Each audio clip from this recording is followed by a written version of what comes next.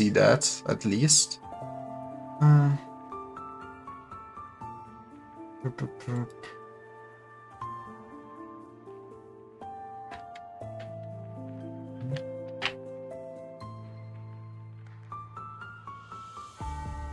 not what I wanted, fuck me. Just wait a second. No, what? Let's go to BRB's Queen. Take a quick break. And let me make sure that everything is fixed up again.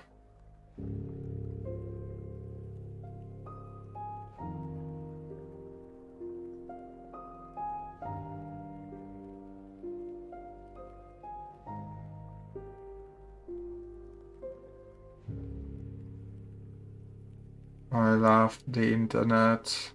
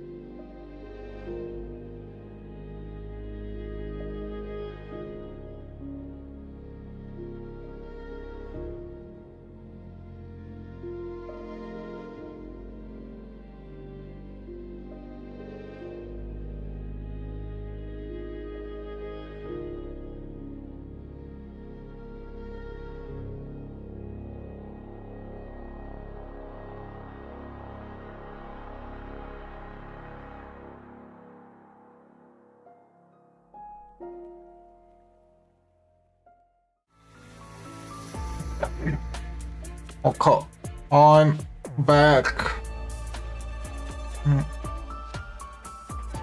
Franz, study up weaving. You're going to crush your original dice into powder. Their former owner, Bielefeld mentioned. Man. Okay. That's not what I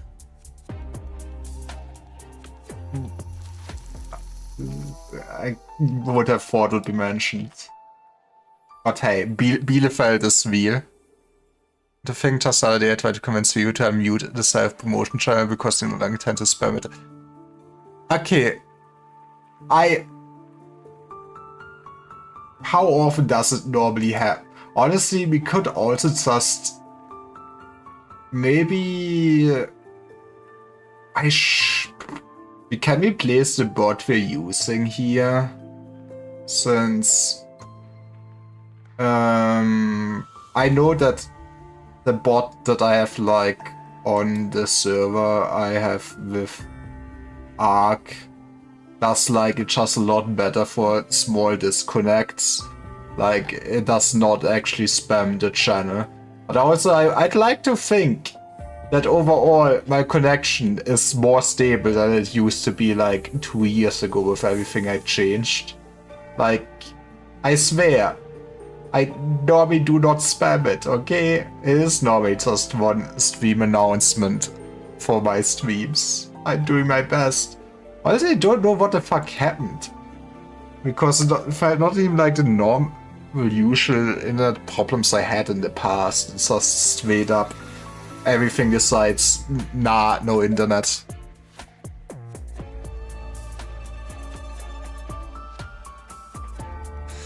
It has, but you being you, the moment I say it's gotten better, making sure it gets worse.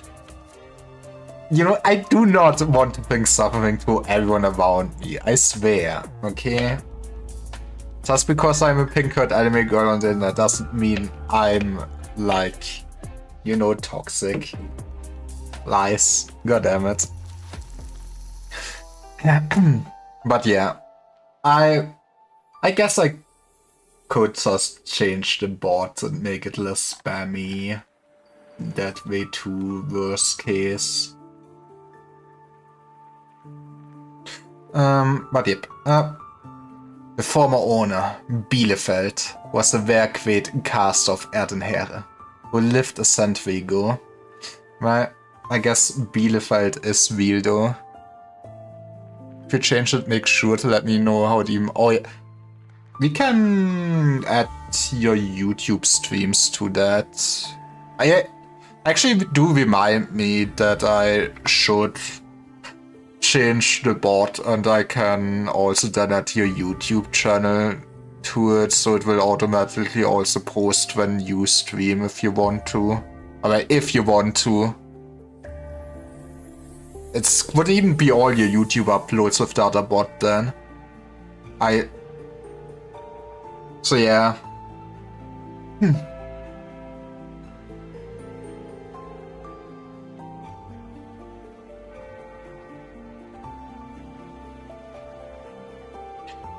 He once used the dice to control the wind and lightning in the central valleys of Gaul, masterfully sinking the indomitable flagship of Corsica, the first, and ruining the enemy's formation in a single stroke.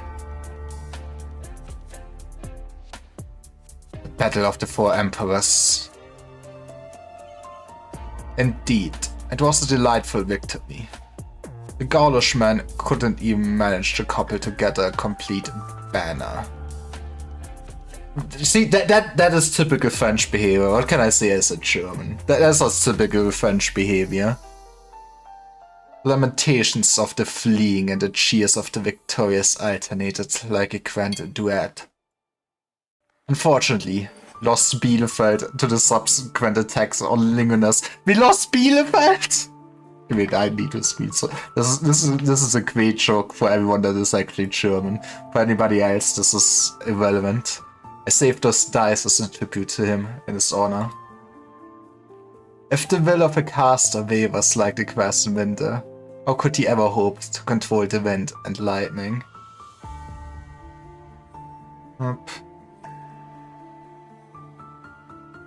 Helmholtz remains silent. The Witch King's tone is calm, even gentle. It was a feeling not unlike he had discovered a child who had stolen an old item from his home, stopped him, explained the item's provenance after necessary scolding. How long have you been gone, Franz? Gone? He was always here. The weakening golden melody seeks an exit from the secret chamber, with Helmholtz and the Witch King standing outside the door. Before them lies a steep, dark, red staircase.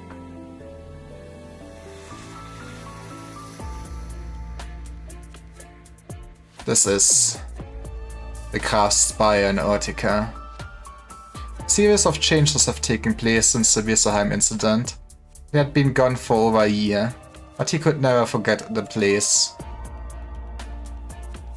Do you dislike these stairs? These carpets, blood red, and paved with dark patterns beneath the pristine handrails. Messengers who came from the capital every once in a while, exchanging glances, the servants standing in every corner. Sorry, it's hard to like them, but he spent so much money on it. Right. When I was your age, I would wake up in the middle of the night and take the stairs to wake up my tutor. Man was a nerd. Why is this your first reaction that you cannot sleep at night? Time to learn some music. The Witch King ascends the stairs. The sound spreads far down the long corridor as lamps along the wall light up one by one, illuminating the path beneath the feet of the spire's owner. Between the lamps float interconnected intricacies of witchcraft.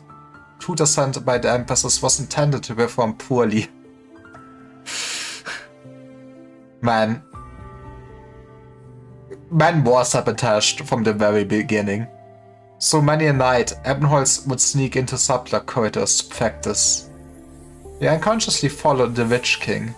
For a moment, he seemed to think that the man was still living in the spire, only waking up in the middle of the night to head to the door, for whatever unknown reason. The short-horned Elafia opened the door. I didn't go in. I stood in the doorway and asked him. Over the course of 3 months, I reviewed the 634 scores collected throughout this ancient spire. All composed by famous musicians and grandcasters. Okay, I get it, you're also autistic. I took the melodies apart, including those that were incomplete or unplayable. Why is that the art of which Lifanian is so proud, accumulating the beauty of elegance and harmony, for 1,000 years, close with dead melodies and crusty notes? I turned the sculpture by the door into a sandbox, quickly deducing the situation for the next century. Iberia would form an alliance with the sea. Victoria's steel knights would spew steam. Boots coated with mud and blood would thump into foreign lands. The gaulish irises would bloom in the deep forests of Einwald. But what of Lifanian? The county's horns and fangs have fought it nearly right out of our heads. First with Syracuse, then with Sturmland. Moss and vermin infest every nook and cranny of the spires. That's when you just get rid of that. Why do you turn a blind eye to all of this? 9. Why do you not know of it? Shorthand Elafia was still half asleep, but more detestable than the sand still sprinkled. Unwiped in the corners of his eyes was his long silence, the fear and emptiness he tried to hide. He claimed to be the most knowledgeable man in Urtica, even all of Einwald, but he couldn't answer a single question. Then you kicked him out of the spire, and his entire powers fell into decline. I've heard the story. Yippee, what a great ruler. Just for that, you truly are unreasonable. Junge, if I were you. Those hypocritical servants who secretly partook of the wine cellar would never drink a drop of water again. Would feel the pain of the throats cracking inch by inch until their deaths. As for the teacher who tried to mold me into useless rubbish, he would find himself impaled by odds dozens or hundreds of times stronger than his during one of his perfunctory demonstrations. His expressions of fear could be forced into a fine sculpture. The foolish ministers who tried to manipulate me with a melody would be manipulated themselves, and the obvious contradictions between the twins, black and gold, could be exploited. Exploitation without purpose, arbitrarily taking lives. In your own words, those heinous acts are completely meaningless. But he had a joy, it was fun for him, that's what matters. Witch King? Excuse me? Actually, I guess he also answers officially by the name Witch King, right, in a sense.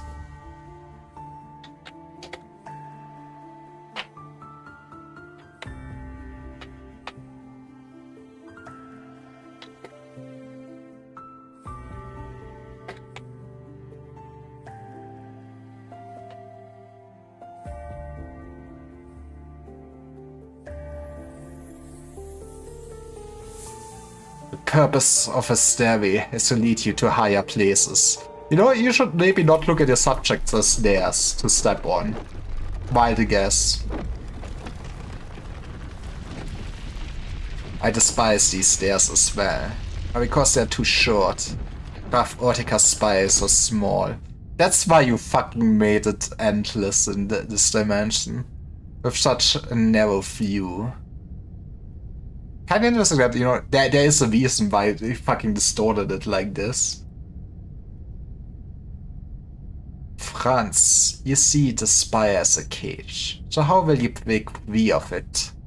How will you defeat your enemies? Who are your enemies? The biggest enemy was me all along. You're despicable Ebenholz. You are hateful Ebenholz. You are pitiful Ebenholz. Is it them? Nein, of course not. Then is it the Witch King? Is he the nightmare that's troubled you for a lifetime? Nightmare? Increasingly empty house, the white-haired child holding his trembling hand on his knee. Softly singing a song that begins with "The sky is blue and fine." The sound of the cello spreads out like an endless grassland, while the sounds of the piano turns into a flowing stream. He washes away all weariness, allowing him to walk a long way with the dark of night no longer so heavy. He often dreamed of these things. Dreams are already fleeting. He has to miss those beautiful moments. He would rather never sleep. Nein. I've never dreamed of you. Memory.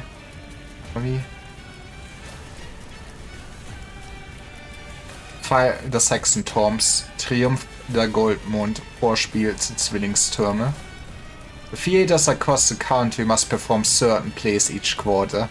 I love my state-mandated propaganda. All with similar themes, with Ortica being the old tyrant's homeland. Such plays were put on twice as often. I love my even more state propaganda, man. And as Graf of Ortica, he was required to attend all of them. How many times did he sit in the audience, watching the Witch King perish during a duet of justice, shortly before leading a standing ovation?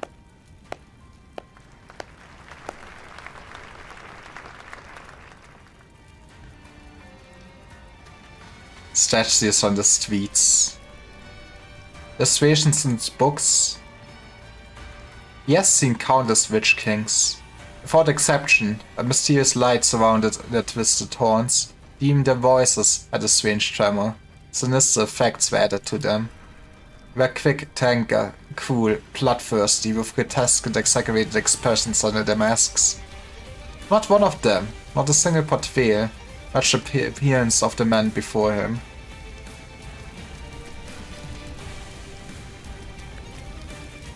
The ambitions of the masters need adornment. The desires need release. The hatred needs relief. And you, Franz, the larger the shadow that obscures your fate, the more your failures have to stand on. Every one of you is happy to imagine such a Witch King. for the purposes of that attribution. Imagining, you say.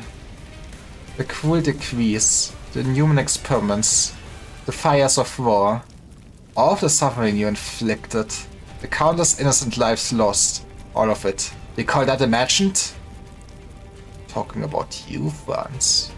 Never made the slightest effort to represent the people who you now claim have died.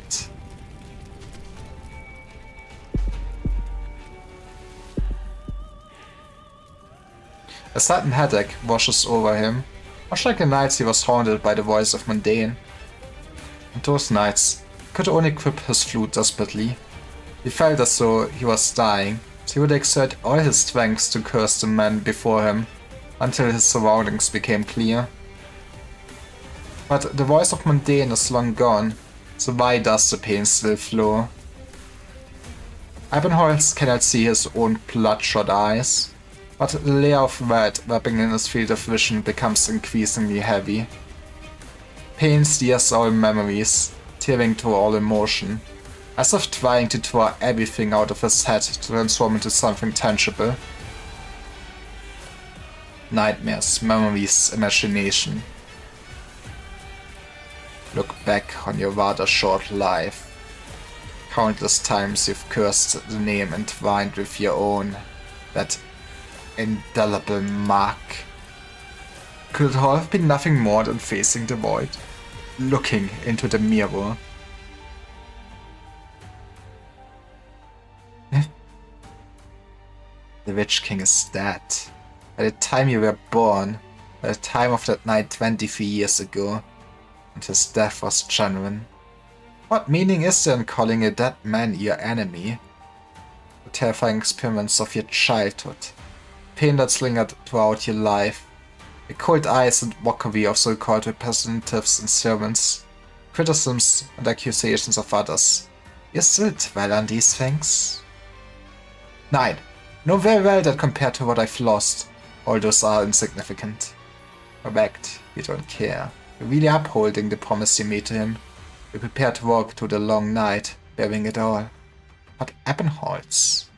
Why, after all this time, you're still in such pain? Accepting a punishment is not the same thing as finding redemption. Why can't you forgive yourself? The man who has always been protected to the very last. Why can't you let go of the sacrifices they made for you? Because survivor's guilt is one hell of a truck, baby. Why do you continue to indulge in self-flagellation, unable to move forward? Because there might yet be even more precious commitments, even greater sacrifices, even deeper regrets, and even longer suffering ahead? You can't help but doubt, you can't help but fear. So then, Ebenholz, who is the enemy? But Ebenholz, if you don't move toward the light, you can never walk out of the night. And the night itself is meaningless. The night itself is meaningless.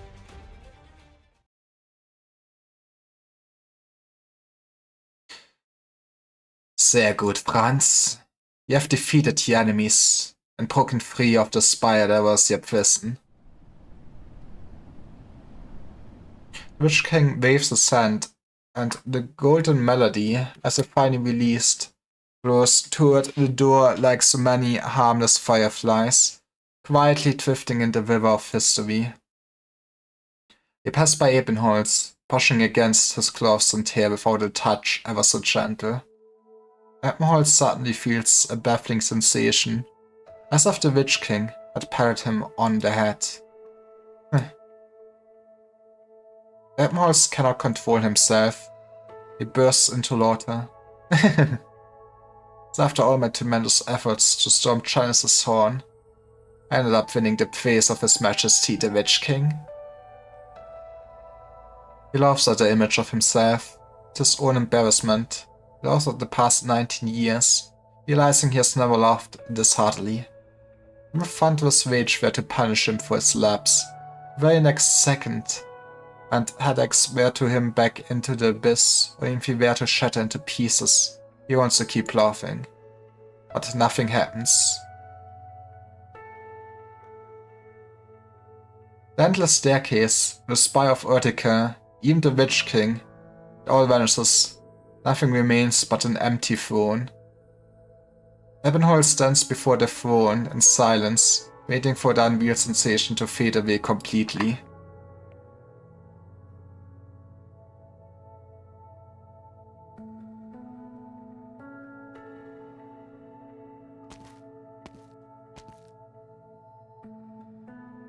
You've been watching long enough, Sancta. She just wants to see the play, okay? In his slaughter, for the sons of melancholy and liberation. The character at the center of this drama finally confronts all that has been true, whether scripted or in life. He finds a new goal. He carries on steadfast. What about you? You were the first to enter my pavilion, even before Fremont. The pavilion, my palace. Thanks to Yulia, I got a glimpse of what it looks like. It reduces all the Lifanians ever taken pride in. The spires that join the millennia, the knowledge, art and power accumulated over generations and diminished by time. There's nothing else like it. An immense project beyond human capability. In fact, I speculated on it even before. The soldier, the painter, the scholar, the tuner, and each of those who personally witnessed the Tod of the Saxon-Königs. That night made the deepest impression on their lives. We were entangled by it, trapped in the contradictions of their times and themselves. With them, I reconstructed the last melody you left in the mortal plane. Hoarse and cacophonous, impossible to interpret to conventional music theory. This melody couldn't possibly point to legacy to inherit, as the followers had expected. It was never meant for the mortal plane.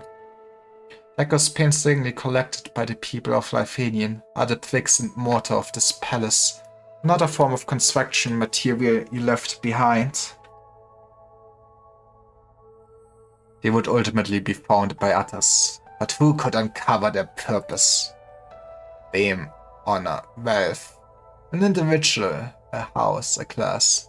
These shallow motifs run throughout all melodies across all lands. The meaning of music has always been so narrow. Honestly, Sancta, like those foolish ministers, you come from the so-called Holy City, that are unconcerned with Lifanian's past and future. These are here for the emotions, okay? Nor are you a lich, unaware of the existence of Kargereich. You do not walk the path that Fremont does. And so, why are you here? If I explain my purpose, I have a question.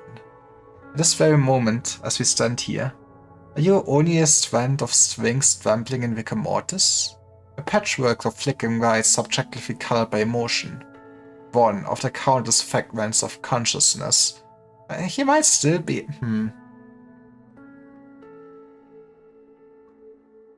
I guess doesn't matter how alive he actually is. I guess depends if he actually could get out of the Kargereich again, right? But man, how about you just say why you're here? That would be cool. Are you the fully intact Witch King? I meant to play you. The physical rules underpinning sound cannot be realized in Kargereich. That's why you cannot play. Huh.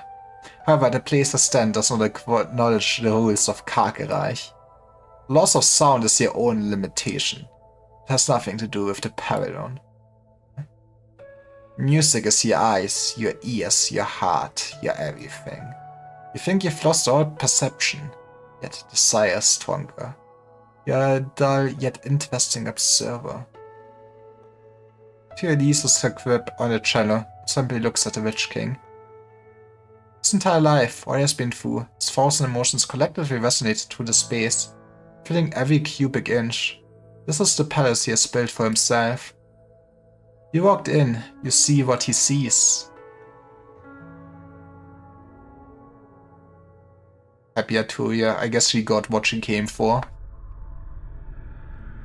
Arturia sees what she had read in the old Lick's memories. The blackness. Infinite blackness, or rather, chaos. The human understanding of this word often comes from the negative emotions associated with it.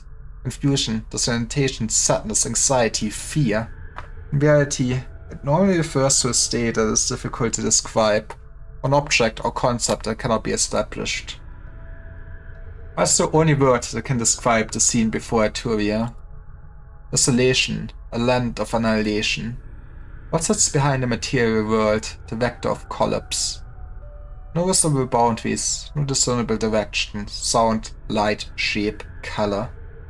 Things that do not belong in the same dimension mix, stack and stretch. Because life forms in the environment are symbiotic, even mutual bodies. Annihilation is the only ecology here.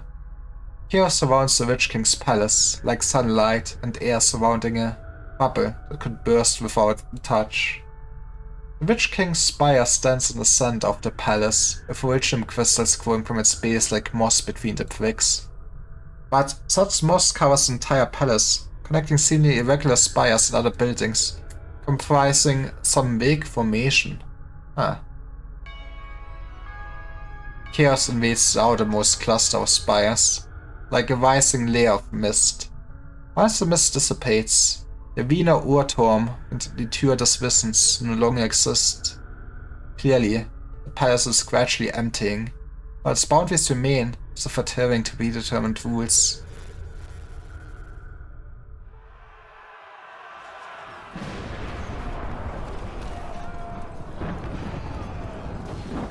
Wonder, is this rebuilding also just fueled by original? Like, did Lifeanian kinda get saved up in the crystals? I mean, they did do a lot of arts and stuff like that, right? So, My casters, my musicians, do not resist the storm of lightning and dust. Years passed, they destroyed the Gaulish fleets. Now they will push back this chaos. Celestial phenomena and calamities join the symphony. As originum shapes new connections for you, the bodies and consciousness will become a part of the instruments, strings, and troop formations. Fill the gaps, reform the lines. Krakereich is beyond comprehension. Demons cannot be captured. Incompetence is nothing but cowardice. Eternal intelligence to aspire finalists. Confront it. Comprehend it. Conquer it. In the name of Lifeanian. Vibrate the strings of our lives until they break. The King of Castles stands proudly on his throne, with all the spires at his command. This founding of a nation occurs simultaneously with the push and pull of war, that is in Lifeanian history. Amid the unending chaos, the Witch King is the only comprehensible order.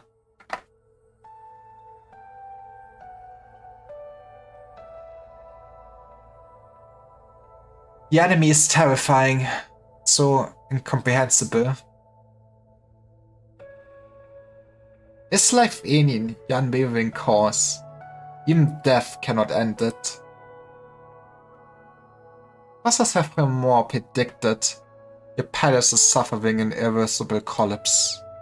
You regret it if you hadn't become a tyrant, if the mutinous army hadn't seized your spire, if death hadn't ended your study of Krakereich. Would you have had the time to make this palace more stable, unshaken by chaos? Do you ever wonder if you weren't the Witch King, if you didn't stand on the shoulders of all Lifeanian? Vicky kinda relied on it. Yeah, but you master arts and knowledge beyond the reach of mere mortals. Could you surpass reality itself? Could you build your own spire within Krakereich? Your questions are meaningless, Sancta. I have no regrets, and do not wonder. I mean, he did it, so yeah, I do not fear monsters, nor do I fear becoming one. That explains how you became a tyrant, my man.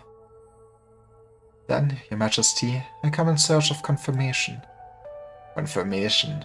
It's been a long time since someone spoke to me of such things. I seek from you the greatest answer a human heart can seek. A future. ideal future.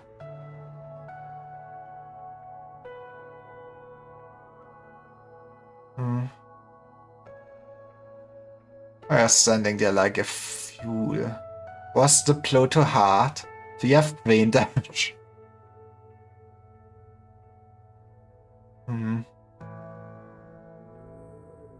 What's your excuse?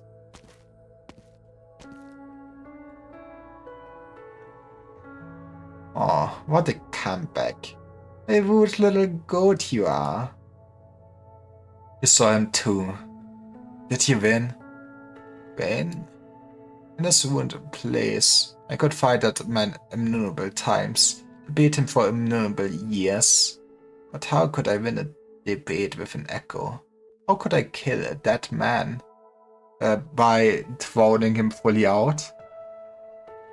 Then we might as well leave. Leave? You really want to turn and walk away? After everything you suffered on your journey, even as you stand right before the throne. I'm here. I've seen it. Yet character development. The throne is empty. But the spire is still here. The strange, distorted, dangerous space. It still hangs over the heads of countless people. The most powerful lich, tell me, what should I do? How can we, once again, topple the Genesis spire? There's only one way. The same way it was done 24 years ago.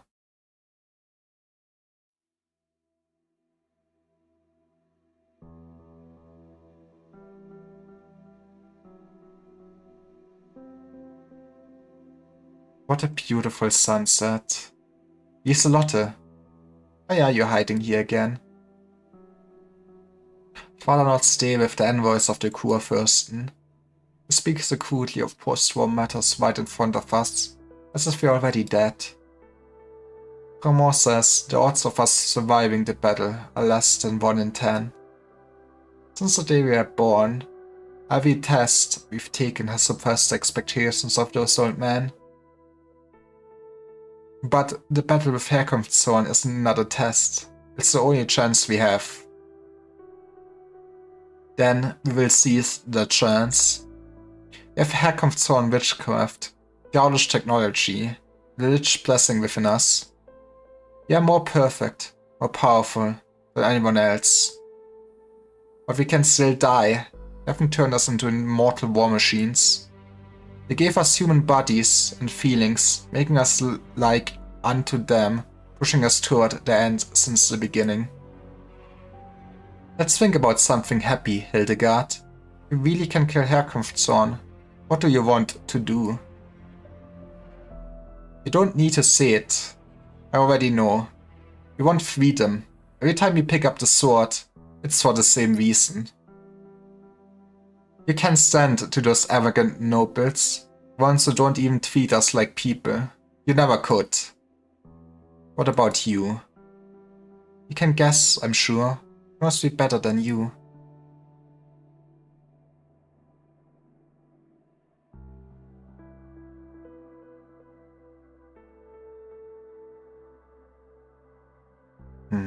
The sun is about to set. Soon all the clouds will fade away with the last thread of golden light. We need to destroy the Genesis quickly. Are you giving up? Inspired with the Lich to use it to obtain Herkunftszorn ultimate power, right? That power, having it under control would mean granting Lifanian her sharpest sword. But Fermor and I have tried so many different methods to force our way into that space. It's really something. The one who finally managed to open the way was an outsider. Whatever her motives, she has given us a chance. I will not allow an unknown threat to continue looming over Lifanian. Of course, I would rather have it descend more safely and discreetly. At least we can end it now. There's gonna be one hell of a party. If you made up your mind, the Liches will show you the throne of the Witch King. Young Lich, you've been here all along? Oh, it's avant-garde. Yeah. Don't misunderstand me. Life's eternal quiz. I'm but a lowly messenger. Kill me, you will gain nothing but a fat scattered on the wind. I've received a message from the Master. He's presently within the Genesis Zone. Only by joining forces with the austere authority, who once again strike down the power of Herkunft Zone, will you disperse the dark clouds hanging over Zwillingstürme. Very well then. But the Master also warns that the Genesis Hall is unstable, as you and he both anticipated. Once Herkunft Zone power dissipates, the spire of the Witch King within the Void will collapse. Losing the barrier between reality and Kargerreich may cause a more serious problem. But when the final moment comes, choice will decide the fate of Lifanian, as it ever has. But a single threat. Witches always come and go with the wind. Me enough to be so irritating. Michael. I'm here. Find the lich from before, and the young man weighs by Fremont. Do what you can to protect the people and the amphitheater, and off chance that... Yes, no off chance? You and Ewig Gnade will surely return victorious. Once more, what is our mission? To eliminate any threat to Lifanian at its source. Good. It has vectors and ready. Remember your signal is my command. When the time comes, there are no new orders, they will act. Gemacht. Go. Ja.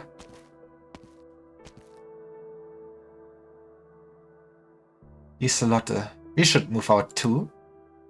Both Delicious and the Kurfürsten always talking about the fate of Lifanian. What about our fate?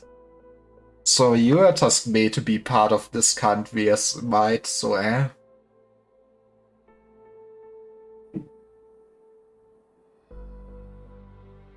Wonder how much of a life they really had outside if they were basically made to topple the Witch King and everything, right?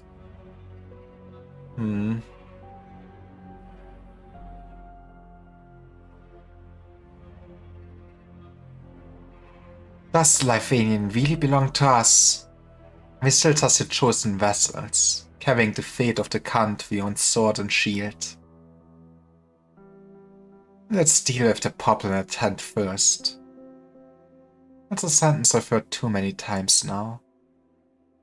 Our debt remains tagged, but this is the way we are born, no? As long as we play, we cooperate. That is the mission we have been given. No matter the time, we'll always have our understanding. Indeed, I have no doubt that we will once again achieve victory for Lifanian. But sooner or later, you'll have to face me, or answer me, Hildegard, when we will kill Herkunft Zone again. What will you want to do? Taking such great risks to bring the future to Lifanian, but what is that future? Let's go, this sounds like build up for another Lifanian event once this one is over.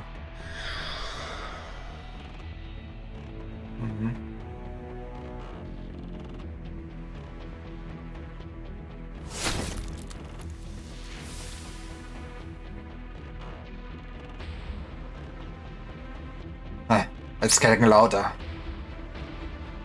We can kill the echoes. They died a long time ago, and they're emerging from another space. Twins are ready to enter the Genesis Zone. Spatial turbulence will be more intense there. We will need to use strings to hold the horn. Who knows how long we can drag it. Oh, this is something only a Lich can do. As for me, I must cover the old man and Rippenholz's retreat. Only by blocking these dark things can the people be safe. That's the only way those who've entered the Genesis Zone can return safely. You need me to stitch up your wounds for you? 9. The pain keeps me awake. Adrenaline is one hell of a drug for sure.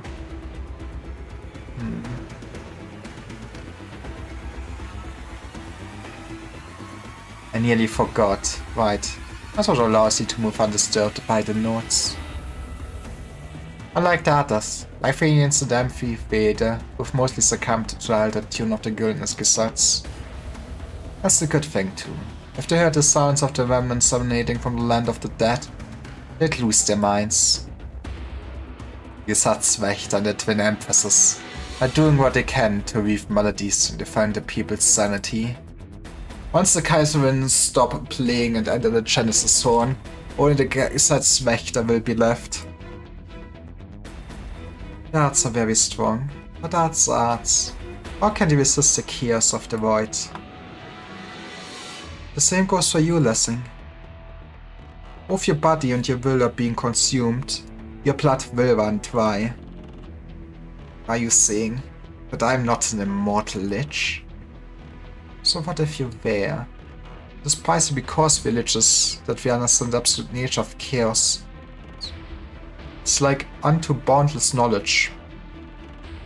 Then what should we do? Admit our insignificance and helplessness? Do nothing? And wait for a great power to crush us? Wait for your chaos to devour us? I won't. Lessing, my man.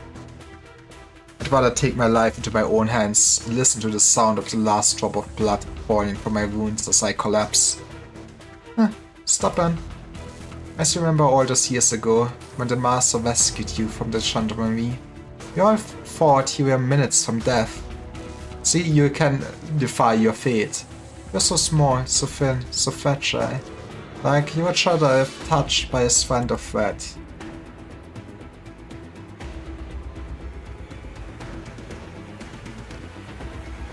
But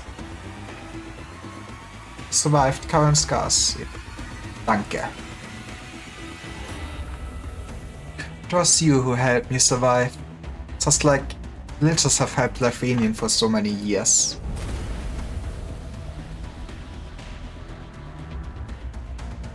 The twins are moving. I should find other liches.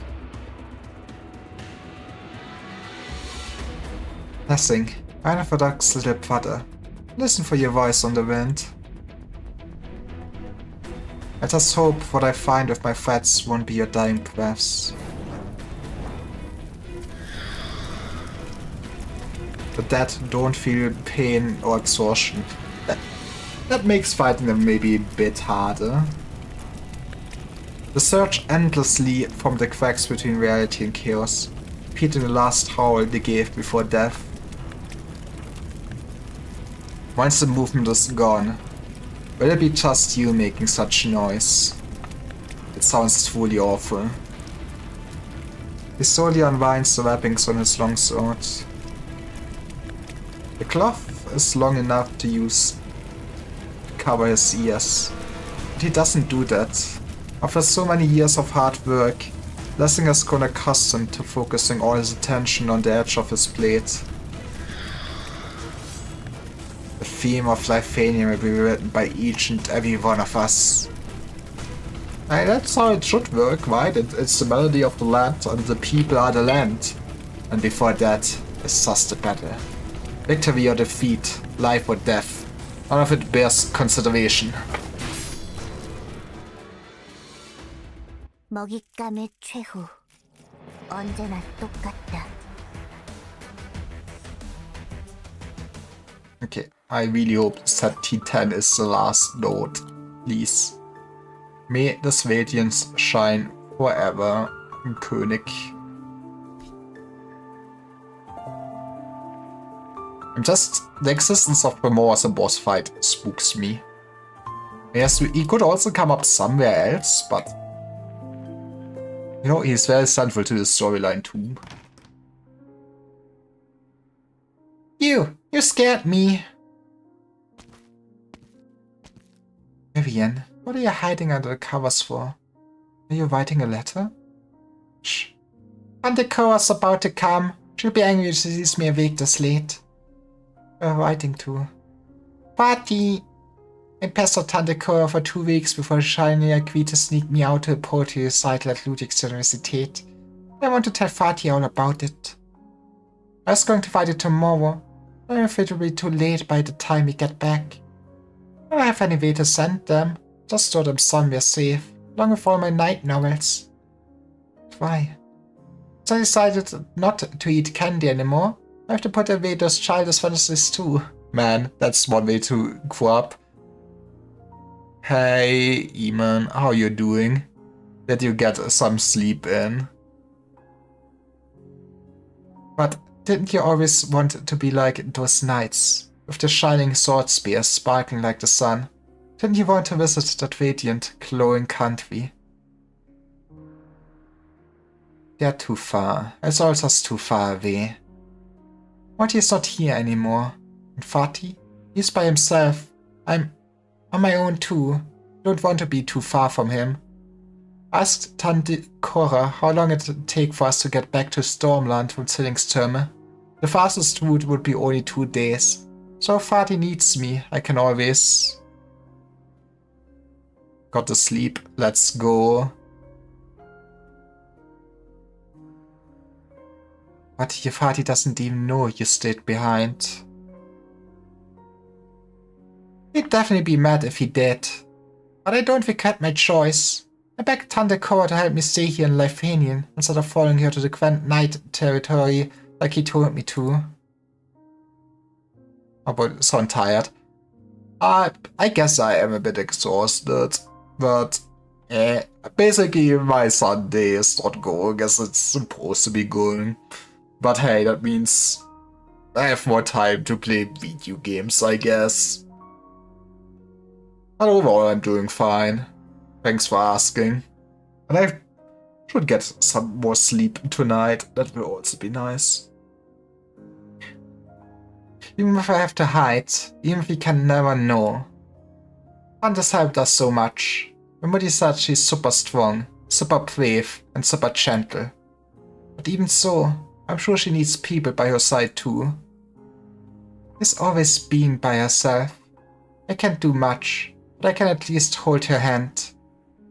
I know exactly what you mean. Viviana. What time is it there? It's very early for me, kinda still in the day. It's like basically almost 3. I can say you've made a bad choice. You're giving up on more things, but at the very least, you have fewer regrets.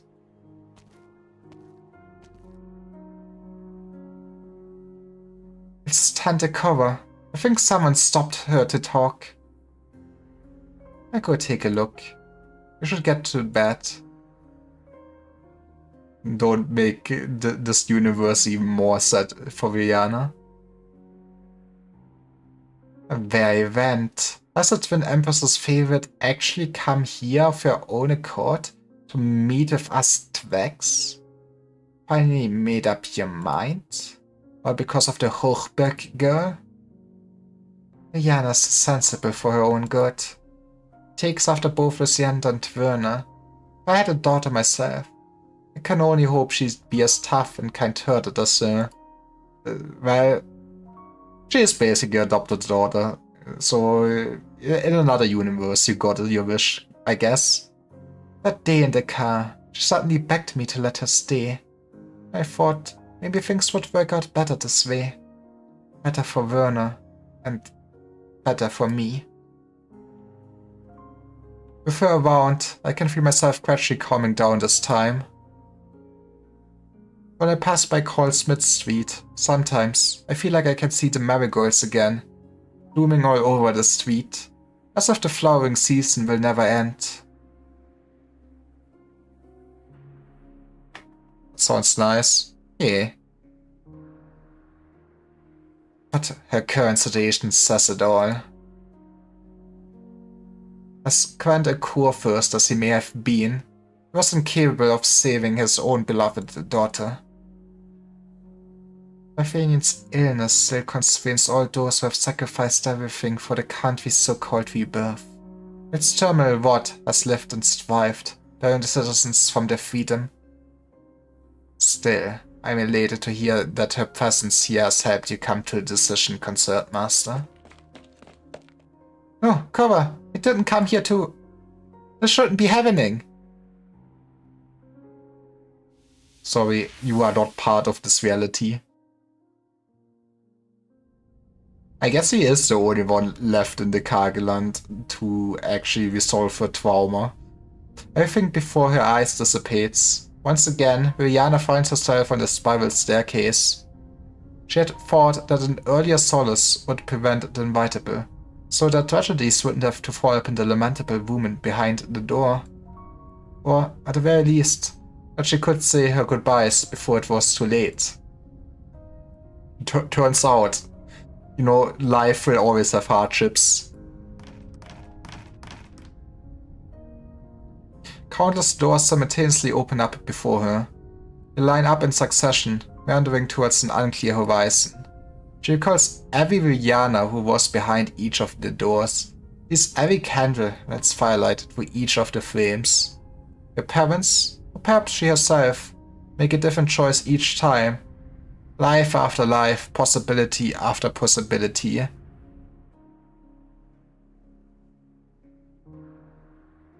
If Mutti and Fadi didn't have to hide their love for each other, everyone had accepted us. Maybe they'd all have blessed my birth instead. But they've been happy forever. That's the secret. You're not happy forever. But I think your parents still very much love you, Viviana. You got this. If Fadi could manage to rid himself of all his identities and duties, and live a simple, ordinary life with Mutti, would he have gotten a much better ending? If you'd contacted Marquis sooner, and used the GCC's resources to return to Stormland even just a day earlier, could you have at least seen him one last time? People could see you as someone ordinary, looked at you without scrutiny, mockery, or pity. You'd found a more perfect image, or just the right words. If you'd written off the brilliant marigolds and gentle silhouettes before you, you could just be accompanied by books and peace. Would have been less painful. Then you would also have not been yourself. You deserve a better life than this, Viviana. If there really is one. But why? Why does every last one leave me so disappointed? Viviana hears the sound of something moving. Doors collapse, distant but clear, like snow losing its grip on a mountaintop. The beginning of an avalanche. Is there such a thing as a second chance? She walks toward the nearest door. A new one, just like every other she has walked into. Will there be a better choice behind this door? A more satisfying resolution? Your regrets. With that in mind, she has already opened the door. She will learn a lesson. Hey, she made it out! Oh no, it's still for a very good time. The Genesis. Why do I like Arknights? I very much do enjoy the story. I guess I basically like any storytelling that does show off a bleak world, but is still very hopeful in its narrative. Like, as fucked as Terra is, there's so many people that suffer and everything, but still find hope. And, keep on living and doing their thing for the greater good and stuff like that. That is like peak story writing for me. Advice to Arknights. So basically that. I mean, it's also...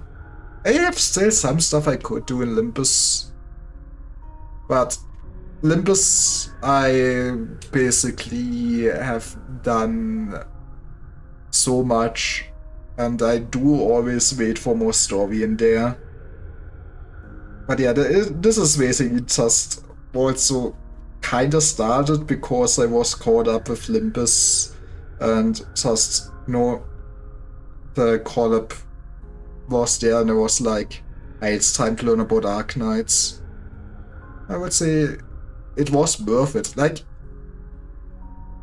they're still very different games and presentation-wise everything, but I would say overall the core thematics and philosophy in the writing itself are relatively similar, so I enjoy both of them. It's such a pity that, man, This is a lot more reading. Genesis, the Zwillingstürme. Space is extremely unstable, Julia Schüler. Your premonition was correct. Why? I guess I did not ask you, why did you start playing Arknights? It's always interesting to hear why people start gacha games. Because it can also be so differently. Some people are there for the story, some for the gameplay. Then some people just start a game because they really like the character design or something like that. The Genesis, the Zwillingstürme. Space is extremely unstable, Julia Schüler. The premonition was correct. I understand that you won't leave. So please stick to the resonance pipes as much as possible to keep yourself safe. What about you, Executor? I gotta go now. Then have a nice day. Thanks for stopping by. But yeah, it is also curious to hear why other people started playing the game. Like the gacha and the gameplay as well. The community is also very nice from what I've seen so far, yeah. It is. But yeah, bye-bye. I must find Arturia. The sooner the better.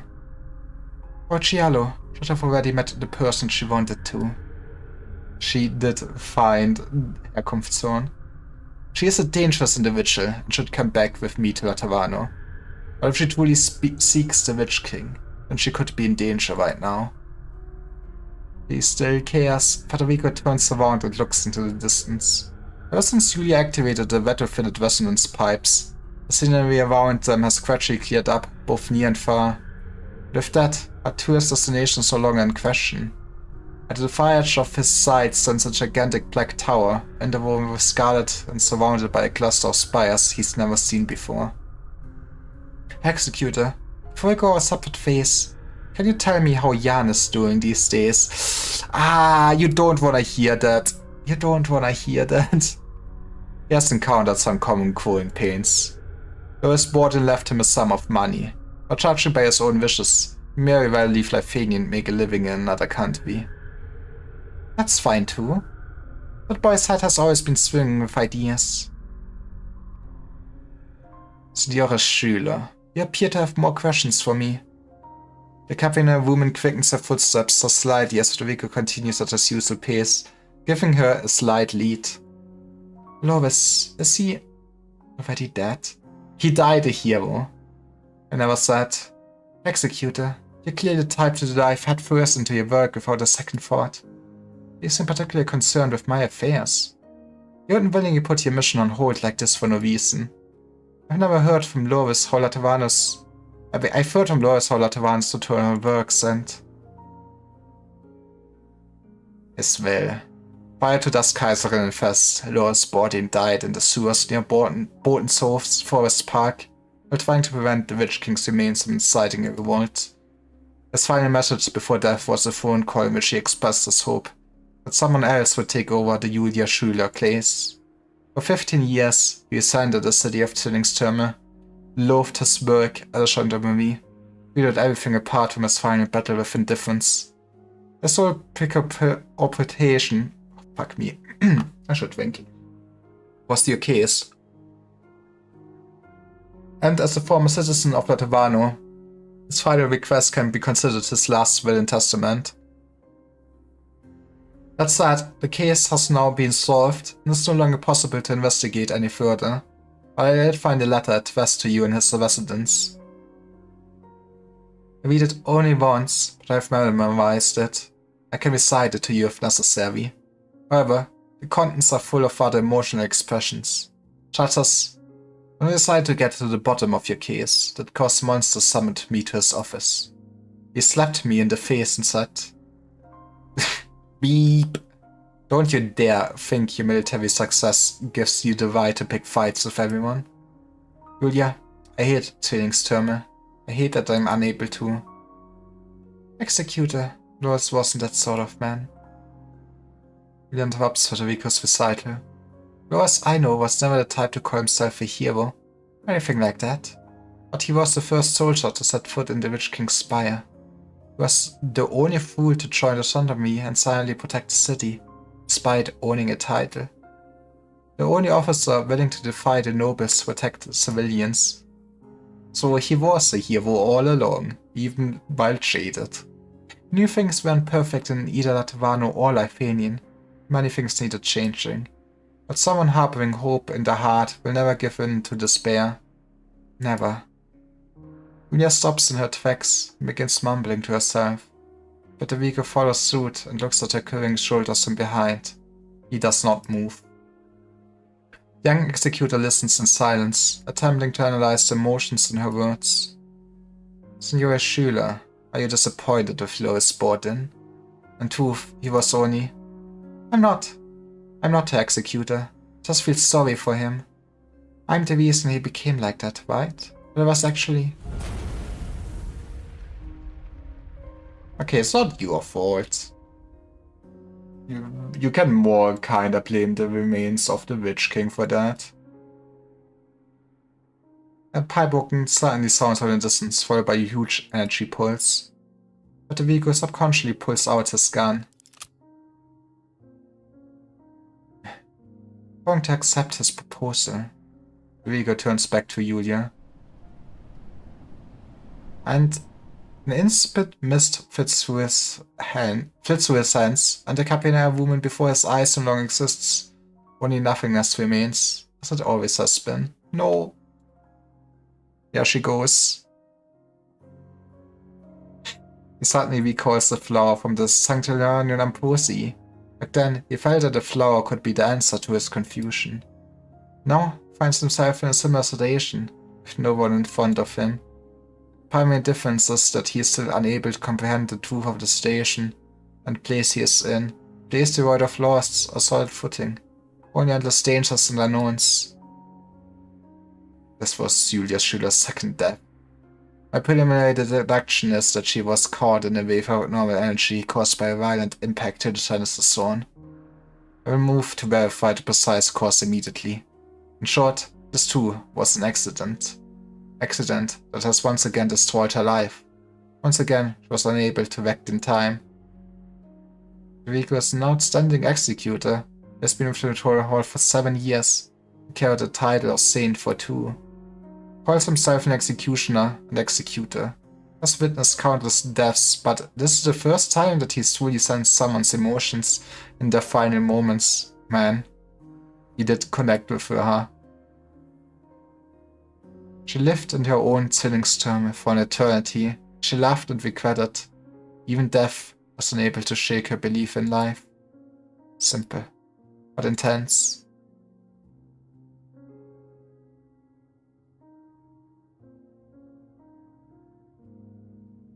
Now, Arturia will also get her character development, and then in the end, they can hug. Yes. The silence ails me, Sancta. Julia, events created by Leopold and Fremont are currently attempting to brute force their way into my pavilion. Real consciousnesses cannot withstand the resulting energy waves. No! Well... No, it's not just her? Fury turns around. Even though there's nothing else to see. Suddenly, the energy blows away a layer of mist like a breeze, revealing the breathing footsteps, joy, and grief hidden beneath. These emotions are now, no, they've always been here all over the pavilion. Her soul is like an instrument. In this very moment, she feels the vibration of countless strings. It shows everyone that believed in the Witch King, huh? I could only see Julia because of my acquaintance with Floris. Only brief contact with her. But there are so many ordinary souls living inside your palace. They exist as information and walk as Lifanians. Form and identity, nothing more. But reminiscing is a luxury I do not allow in my pavilion, Sancta. I believe you came to verify a future? I think I already got my confirmation in a way. Why exactly to be able to develop a self? How does one become strong enough to go up against an approaching crisis? Or be destined doom? Man. It's a hard-hitting question to go like, why do we actually have egos? Why do we exist as ourselves? Coexist with an order. I guess maybe if she actually to her music always felt everyone's emotions, something like that. I guess it might have been easy for her to get swept up in other people's light and actually get her own self-borders or something like that. That's curious. Rules and commandments serve as Latavana's anchors and cables, enabling faith to traverse the entire lands and providing a target for the prayers of believers who lost our piety. Lifanian, however, as a result of Gildner's Gesetz, built systems, aesthetics, models, and morals, 10 different regions with no common cultural identity joined together as a unity that has lasted 1,000 years. Experience inherited through generations, laws forged in writing, concepts established by convention. These exist a priori, and from it an order is formed, a guide how we should think, speak, and deal with ourselves as well as others. And so comes our instinct, graved into our very flesh and blood. But the order has its imperfections. It is rigid, unequal, and indifferent. It separates us. But Taverna's order offers redemptions to its believers. But the gates of paradise do not open for the Sarkas.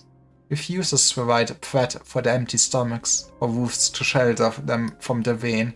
Yeah, you know, the racism problem might still exist. You guys can figure it out. Aegea and Iberia face the same dangerous ocean, but the respective orders forbid them to keep watch at the same lighthouse. Our order rebels against us, and we yearn for it still, calling for its perfection. Only order is desired. The Tavanian's laws, however, barely above 100 words, and Lifanian's theme has long been concise. Their minds shallow, the pride false, the senses dull. They regard only the dead as eternal.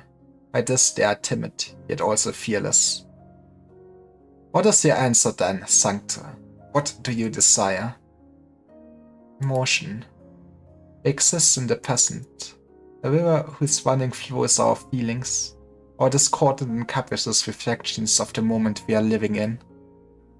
Feelings build into emotion, emotions shape our souls. Our emotions are varied and profound. We are the love, the hatred, the appreciation, and the lament we harbor when these emotions call upon our reflection. Do these encounters become to understand life itself? The Verde torch revealed to repel the shadow of death long before the birth of laws, religion, politics, or science. We were born as polities in utilizing our emotions. Yeah, I guess that is what life is actually about, just feeling it, right? I teleported Brad, let's fucking go. Now, if you can duplicate it, you will be Jesus. Hi, Demon. Yeah, I will slurp. How are you doing?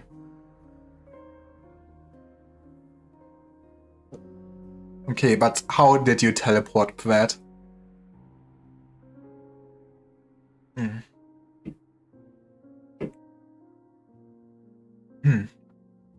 thus, we are connected. Are you referring to the empathy between the Sancta? Indeed. Language is not without its limit, but it finds an impossible chasm to leap over. Empathy arches across an emotion's quiver. It's a precious gift to my kin, which we can read each other's feelings. Okay, I mean, in a sense, don't always have at least some empathy, they just have the empathy, super empathy power. But it's also utterly unfair. Its creeds are too vague, and its benediction too narrow, like a rule written only to serve Latavano's order. So you crave a true empathy, seeking empathy from within, with a wider yet deeper range than what you call emotion that connects everyone on all lines as one. An interesting delusion, Sancta. I've searched, I've tried, and failed. Would you imagine it? A dilapidated monastery. Sancta and Sarkas have been fighting side by side against life's miseries, their own wavering faith, all to protect a hard-earned garden? But when two disaster came knocking at our doors, found that our kin, who had understood and accepted us for 6 decades, still harbored doubts in their hearts, feathers in their face. We are always strangers, nothing more. Man, I did not expect that her character will be like, you know what I'm actually looking for is unifying all of humanity, basically. Emotions are as real as the fragility of our minds. We are good at avoiding pain, experts even, at muting ourselves on it. Conversely, this helps master our own feebleness. As a result, people cannot feel what others feel. Tragedies will always transpire as long as this barrier remains. And you and your music endeavor to unshackle people by confronting them with their true hearts, just as one would polish an instrument on sandpaper. You attempt to strengthen their souls by guiding them into their regrets. Is this the duty you have long since imposed upon yourself to perform? Yes, Your Majesty, because to this day I have been seeking confirmation. I have a future in mind. Continue. That future, everyone possesses the most powerful soul. Our strengths are unequal, unlike yours, but Nurse's soul can't be shaken by anything in this mortal realm. Even death is powerless to wipe away your struggles, pursuits, and conquests. Others are like those Cora, Julia, or the souls in the palace. They are unconcerned with greater undertakings, and simply love the lives they live, but still they dare to fight against the turbulent waves that are engulfing them. Of course, we will persist in our pursuit of happiness, but more importantly, we will no longer avoid pain or be ashamed of it. We as people should suffer, and we will suffer. Our apathy, doubt, confusion, remorse, shame, grief. These complex emotions will no longer leave scars deep in our hearts, nor will they remain untouchable beyond the realm of words. We no longer shy away from self-expression, nor will we struggle to find ways to do so. We will understand how to live with ourselves, and live strong we will. Man, imagine explaining that to people instead of being just vaguely mysterious antagonist. Wonder what the hell did she actually do that Latavano is treating her as a criminal? I mean, her music is still kind of fucked up, you know?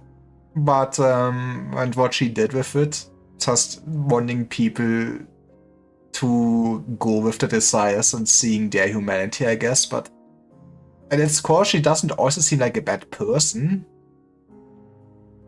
Sancta, results of your performances are often unsatisfactory. You should know that for most, emotions are inadequate guidelines, and wholly following one's heart will only lead to dire consequences. Gravity is the creator, for each house built has orchestrated a blizzard that brings its ruination. Yet you hope for your future to include everyone?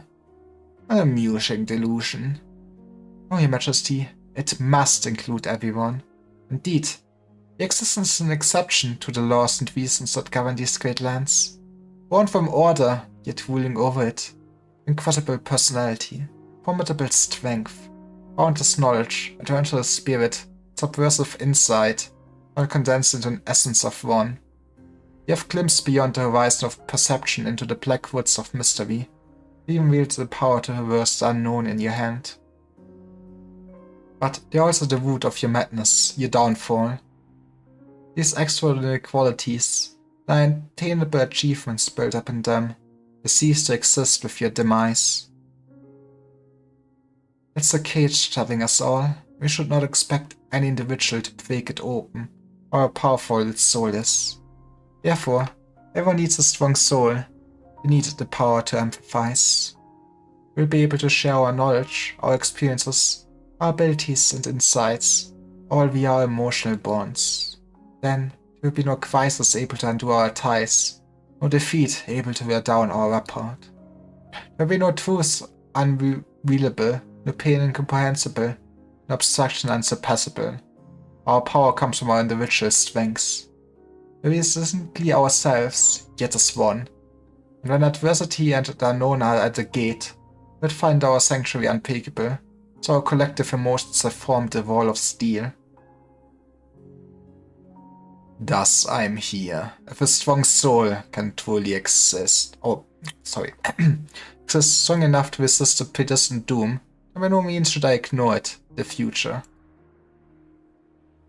Much have you witnessed and experienced, and devoted you are to the power of emotions. Why then did you not seek it from yourself, Sancta? That is when she realizes she does not have her own emotions.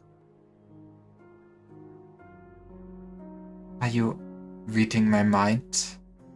You've been doing this from the moment I arrived at your throne. Is this your performance? A performance that befits a performer like you, Pilgrim? Everything in my pavilion I command at will. They are mine. Accumulated guilt?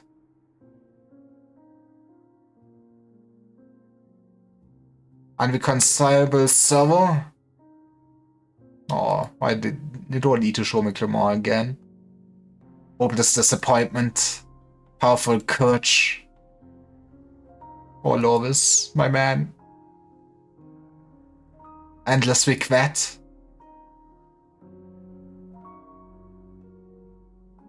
Unwavering affection.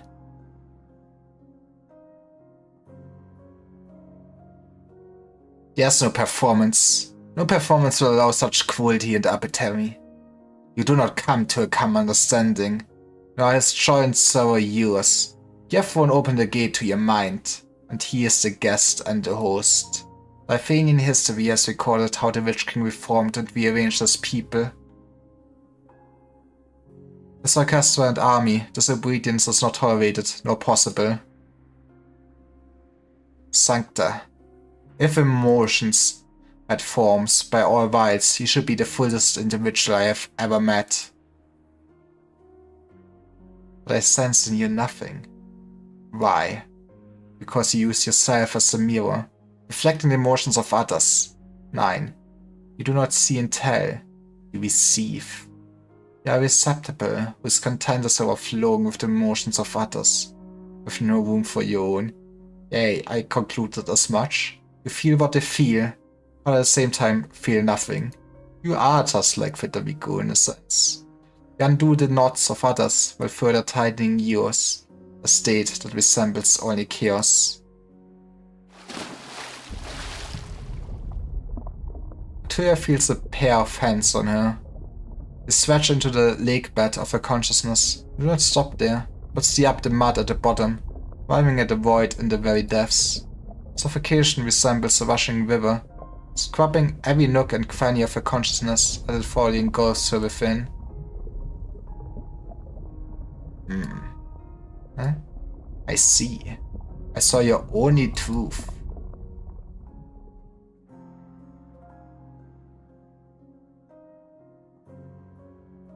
The Witch King remains silent for a long time as he stares at the person before his throne. Tyria has never felt her heart beat as fast as it is now. Sancta. The future you describe does have its value, but it's unattainable. How? Start smaller. Perhaps it will find its place in the river of time. However, you are the one person furthest from your utopia. Oof. If you're just a receptacle, just a mirror, you cannot even see the reality you have neglected. When you have reached your end, if your path has yet to reach its. Your Majesty.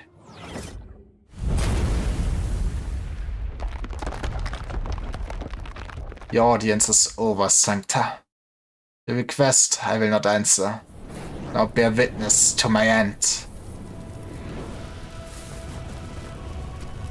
It's time to beat them up, I guess. New guests at my pavilion. Very well. Come forward, twins. I recognize you both. At first, a pipe organ hums in the distance, its sounds reaching the phone loud and clear. A gentle shade of gold follows, like a splotch of rich ink soaking into view. The color climbs over the palace walls before melting the pavilion down. Brilliant rays of light dye the clouds of wheat? That is where I feel like, what the hell does this mean? Why am I not... Oh, golden color, gilded, I see. And Zwillingstürme glowing sunset emits a black spire that had long ceased to exist. You truly are attached to that phone, Herkunftszone. 23 years ago, when Hildegard and I made our way here, you were sitting on it, just as you are now. Summoned here late at night by a creed, the subjects crawled beneath the steps as the melody shredded their souls away. Not daring to make one move, you were disinclined to even take notice of them. Judging by your attire, you have both proclaimed yourselves the Kaiserin of Lithuanian. Yeah, we kinda split up your color scheme. The blades painstakingly forged by the nobles are now pointing back at them, freshly resharpened. How amusing. I won't deny you, Lieselotte and I were born from your arts. Our flesh and blood, as well as our power, were born from the nobles' boring ambitions. Indeed, your only creations. But precisely because of that, we can be loyal only to Lithuanian. Answer then, how did you serve Lithuanian you are devoted to? Hildegard and I do not judge ourselves by our merits, Herkunftszone. At the very least, when the people of Zwillingstürme lift their heads, should be able to see a brilliant sunset, sort of dark clouds ping with the metallic tinge of blood. This is our dream, and what we work towards. How naive. You wish to continue indulging yourselves in the illusions you weaved and shrouding your minds from the truth. Humanity is shackled by repulsive rules. Our legs cannot walk, our eyes cannot see.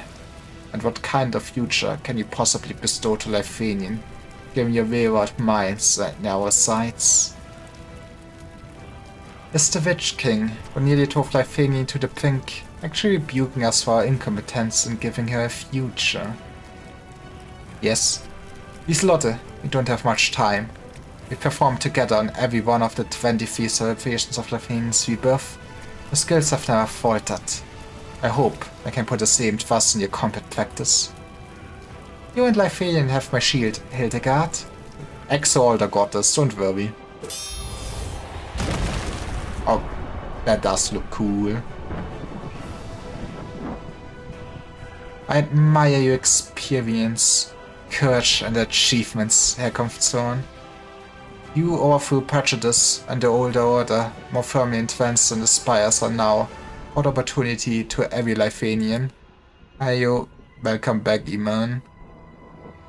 You gave the nation unprecedented vitality, and were to be revered as the greatest monarch in its history. But then, you pushed the country into war, erected even more terrifying spires, inflicted suffering 100 times more painful to the very people you'd given hope to. You were wounded by your own desires. Herkunftszone. Our widespread standards, our harmless melodies, and our arts and morals make Lithuanian what she is. But you rocked her foundations, undermined her survival, and made her your own vassal. Your meddling turned an entire country into a resource to be exploited. It's only righteous that everything you have explored or mastered belongs to Lithuanian. You know, a ruler should serve the country, not the other way around. You are correct. Maybe the empresses are not as bad. So, we're here to retrieve it. A spire that remains only as a shadow should not exist in the first place. To think it actually lingered over Lithuanian these past 23 years. What did you call it earlier? Your pavilion? A palace? No matter. Today will be your last. This place shall serve as your final grave.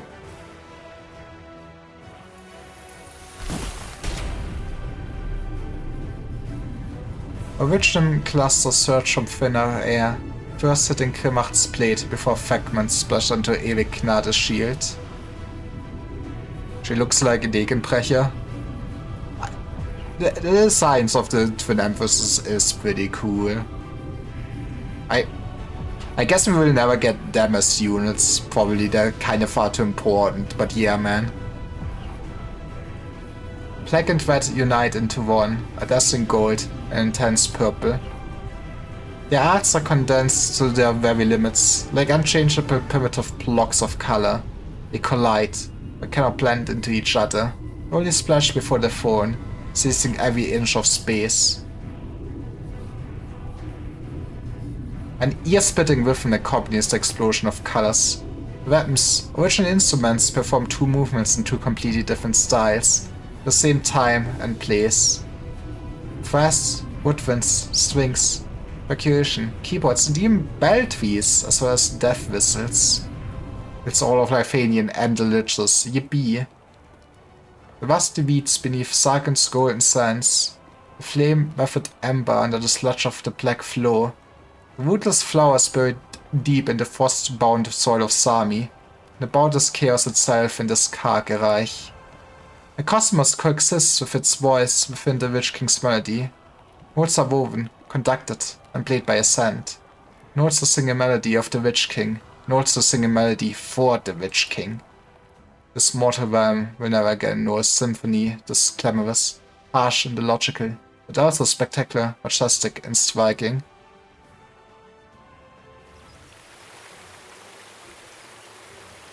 Ewig Gnade in Grimmacht's duet is so simple in comparison. It is very pretty. This escalated more quickly in God Cinematic than I expected. The notes gently rise and sharply fall, with a dignified and imposing pipe organ resembling a castle, circled by mountains, while the ethereal violin is like a waterfall pouring by the citadel. The sound of water splashing onto rock is still clearly audible in the room furthest from the waterfall, but even the closest it does not sound so noisy.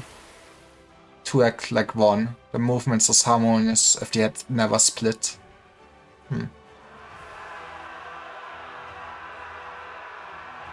Symphonies sing a war song.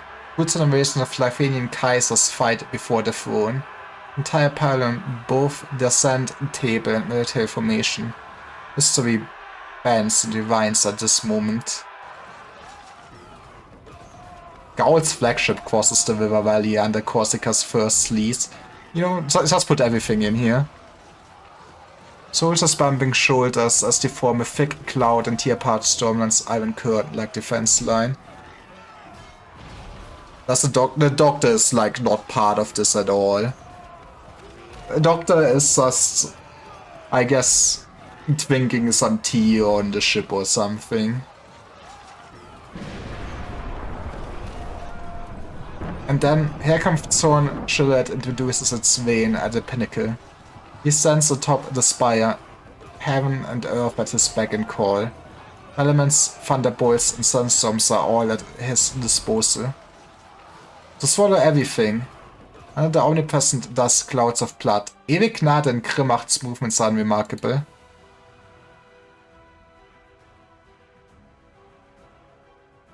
May the king is somehow Doctor creation. I mean, I guess maybe in a sense it sounds like at least the Witch King also looked very much into Witchinum and art study, so might be still somewhat connected. They sneak into Vedunian under the cover of night and with a feint from the Kurfürst and Coalition army, make a beeline for the spire. The spire opens the doors, welcoming its visitors. Unsuspecting spire casters rush into formation, only by one turn into the red leaves of late autumn. Oh, that is just a clash of color. Shield and sword shattered the Genesis spire. Just like that night 23 years ago. It's that easy. I never stood a chance.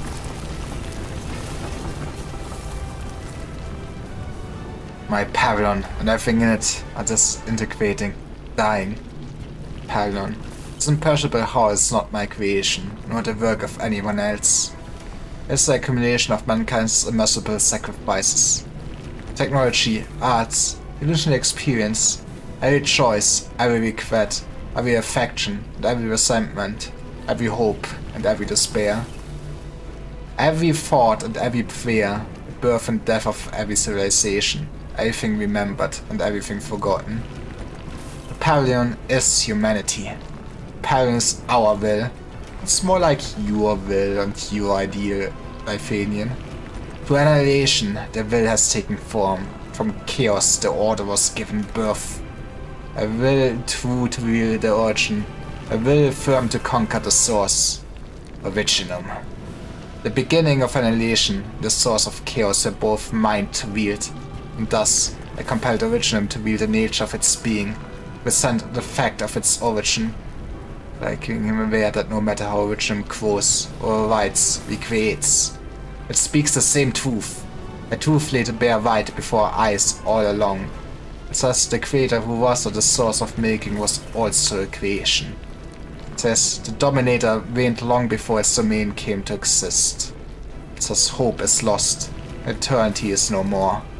And for the truth that I obtain by heavier chains, a more ruthless resolve for the origin, the root of all creation. Undeniable as the silence of death, extinguishable as the light of stars. Cruel was the maker, vile was the maker, sly was the maker. By his hands our determination was shattered, but not annulled, maimed, but not overthrown. Chaos Emeralds. Let's go, Versanic. It forged our sharpest sword, it built our toughest prison. The truth is laid bare for all to see, but how can a seeker challenge the truth with their volition and sanity splintered? Let the truth be seen by all eyes, but the reason be heard to all ears. The determination has guided you to my Pavilion. More will follow. You will see in me a nightmare, a traitor to freedom, a tyrant. After the challenged spire has failed to reach the boundary with its thrust, the pioneer must be there to step foot on a place beyond space and time. The root of all creation poses nothing but shackles. It shall be the hands holding its chains. If the Creator has wielded the extinction of his creation, then we shall be the bell to toll his demise. Void cannot and will not be the truth. I will never allow it, nor will I excuse it. Hearken well, Herkunftshorn's ultimate vision, his sin, his final will. The Creator must perish. We can work about getting rid of Originum. I see that your power has grown since our last meeting, twins.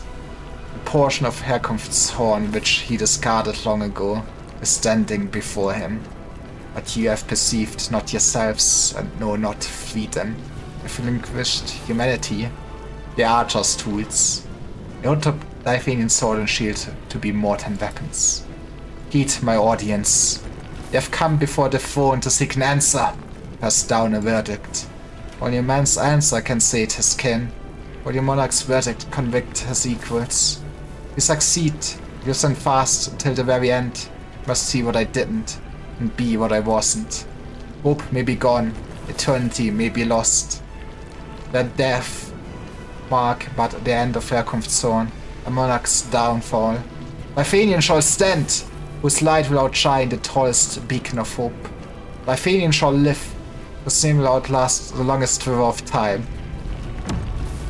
You know, maybe striving for eternity is the first mistake. He sees a rhapsody.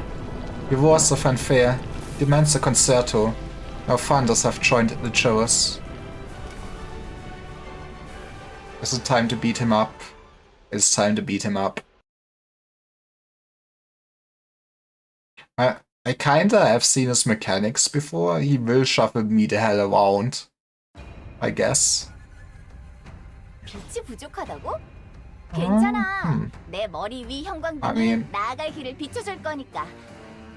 뭐 안 사라진다면 말이지만. We have just a very nice spot where we can plump up. It seems very easy to defend. I guess we will get shuffled the hell around.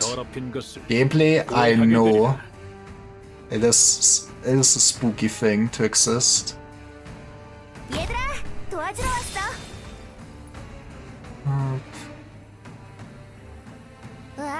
아마 Probably would want you like here for sure, yeah. I guess getting some form of healing in front there would also be nice. You probably want to shoot a lot actually into that place. I assume this is where the boss gonna pace around for a bit. Maybe I should ping 2 healers again. I know, spooky concept. 들으십시오.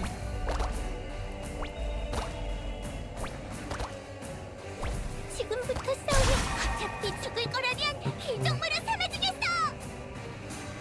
Probably want Lemon in the back too. And Future's standing in the front, and this should already be.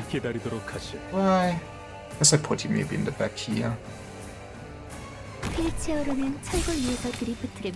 don't think I even really need to change the music for now.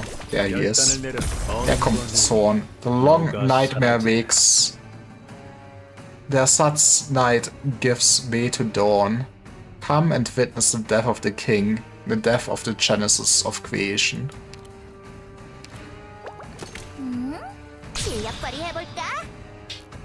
This is where we like... Actually, actually will not... Or maybe she will survive. We're coping. Yeah. Yeah.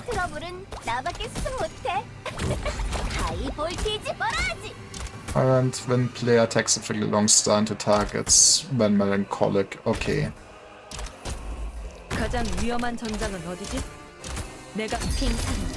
Oh man, we gotta shred this man.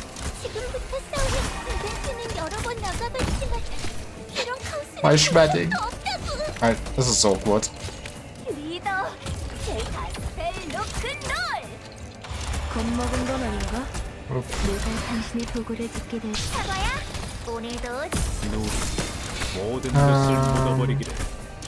Oh, yep. If you keep walking... Oh yeah. Another face down, I guess.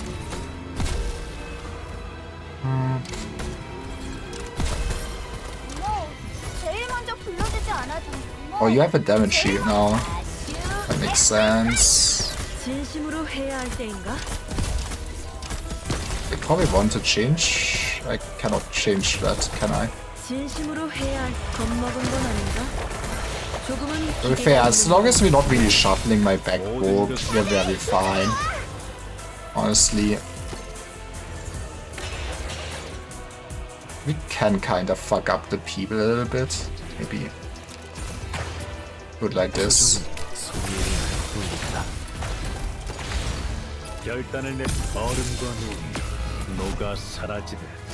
I mean, Exa being there doesn't bother us too much. As long as he's marked at least. I used to... Right, I forgot. There are actually... I forgot this even existed.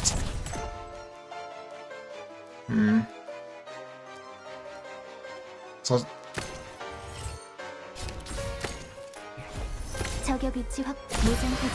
Can...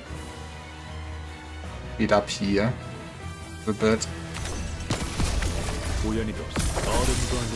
Oh gee, that is so much. So much damage to the man.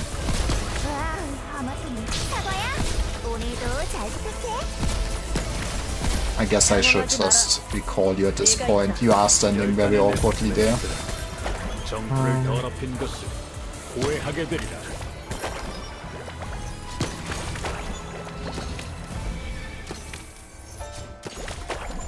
Only King's weak side is back or his orb.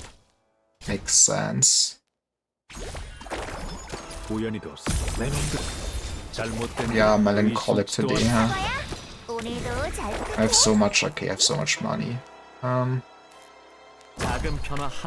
his back we go.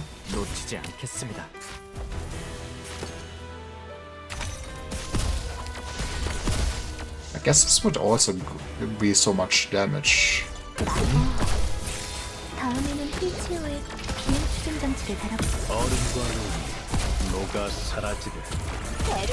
Look at this thing go. Okay. Yeah. Turns out not even Mr. Witch King can survive next to.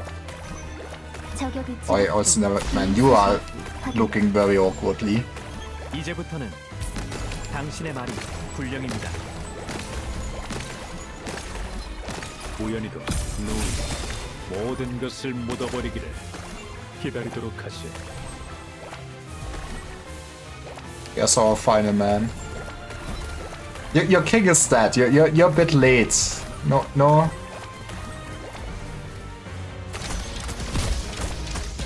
Mission accomplished. Poor fella.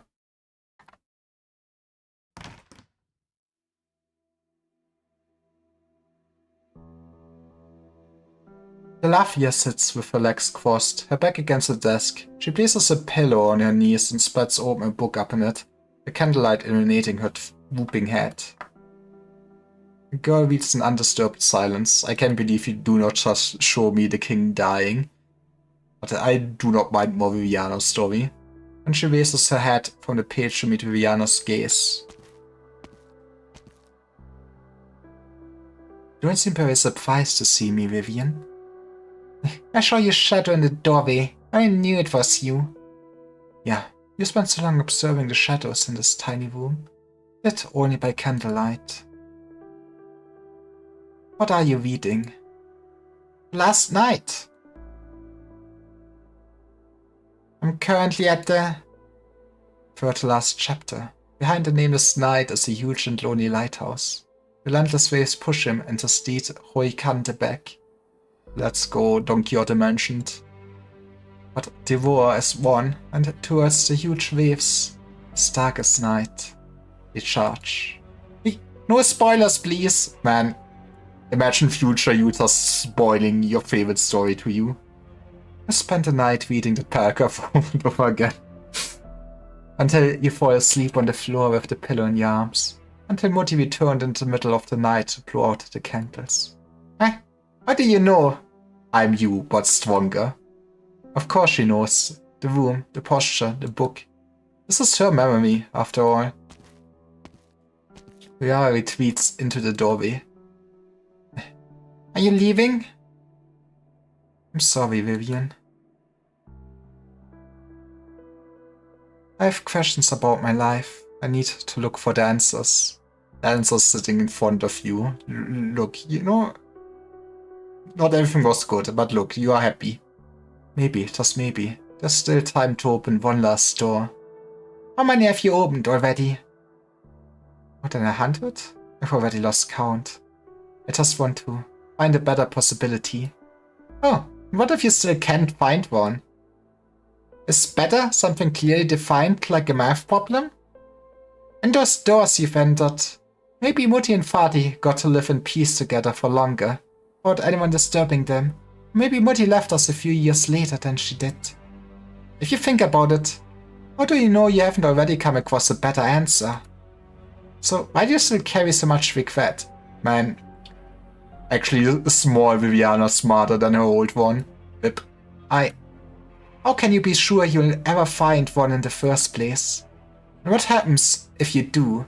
Won't change your past. What's meant to happen has already happened.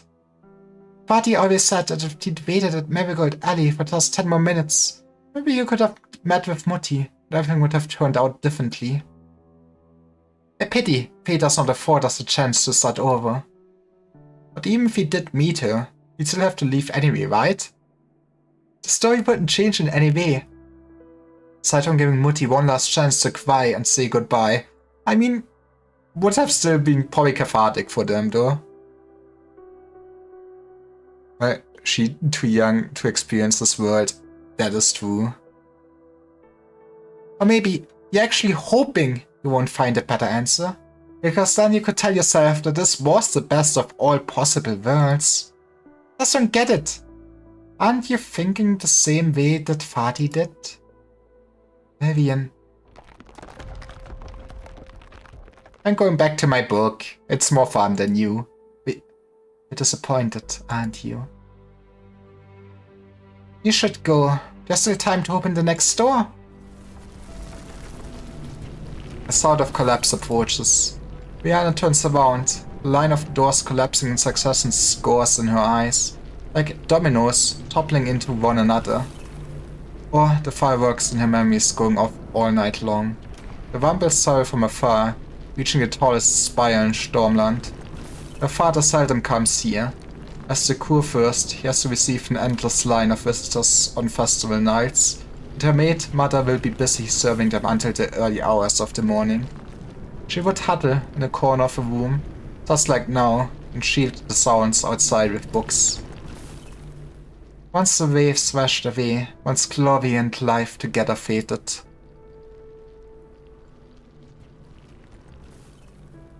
I meant, she at least have a better life than 50% of children in Terra, especially infected. She is, yeah, I mean, she very well has a very good life, that's for sure. But hey, Quas is always queen on the other side. I guess it's also hard to realize how good you actually had it. It's a lot easier to dwell on the negatives on your regrets in life, for sure. The world and all its beings fell from Zenith to Nadir, becoming dust. Once the forge belched its flames, once catastrophe descended, once families and old friends alike forsook the soul. Last night up in this great land, all alone, faced the swells as dark as night and began to charge. Back then, she had yearned for this so much, so full of courage. She had told herself to not be weak, imagine herself as a knight. Viviana the knight. Well, you succeeded. A true knight is unafraid of disaster or hardship. That's also not true though. The collapse is clearly visible, its ruin wide before her eyes. An inexpressible sense of danger strikes Viviana in her heart. She suddenly feels a strong premonition that the collapsing doors are not simply manifestation of her repeated failures. If this tiny room were to be swallowed up, something truly would be wiped away. Something would be lost forever.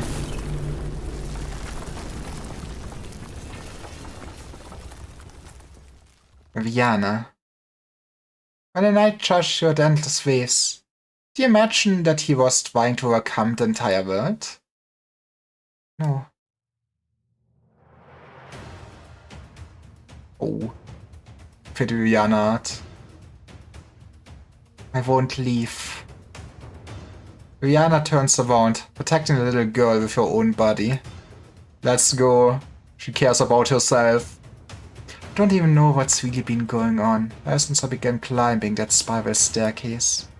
Maybe this is something everyone goes through when they come to the Genesis Horn. Be tightly bound by the knots deep in their hearts, lose themselves in a whirlpool of chaos, becoming one with it.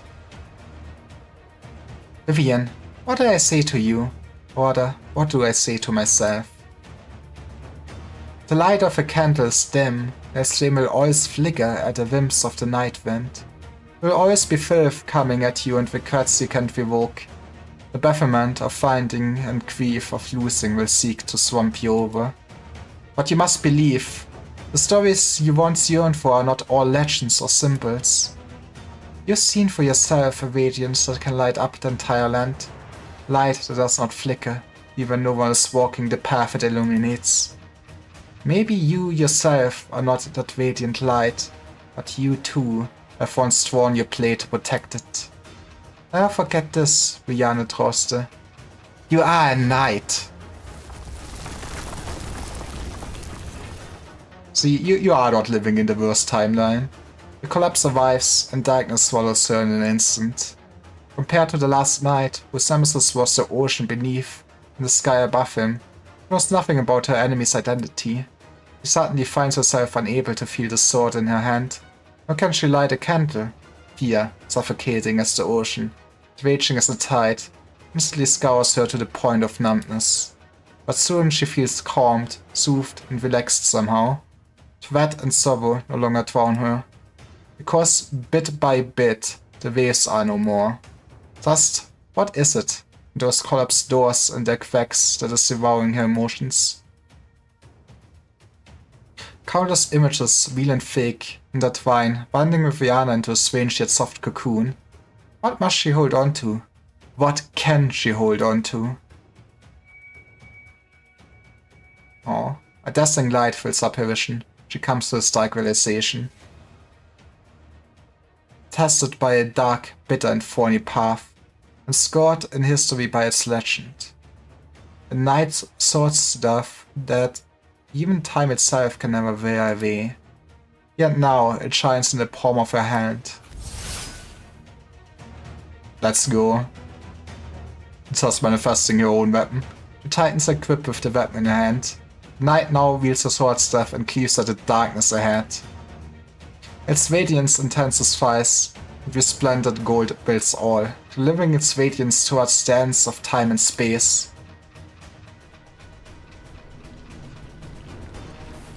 Gone are the spiral staircase and the doors. Yippee, she also realized herself and got to be free. You know, very nice of the Herkunftshorn to just have the spire of self-reflection for everyone. Rania looks down into empty hands, betraying the gritty sensation that felt so real just now. She shuts her eyes, reconstructing in her mind the last thing she had seen within the darkness. Relevant spirits take the form of indescribable sounds, light, shapes and colors, together forming chaos itself. Piercing through it all was the sword staff, splendid and glorious. I was holding on to a projection of it. The majesties. No. More terrifying calamities than the chaos outside the Genesis Zone would befall. This place must not fall to ruin.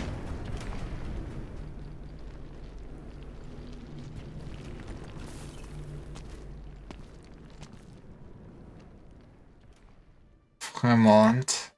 The twins failed. Yet you have come to conclude my concert at the end.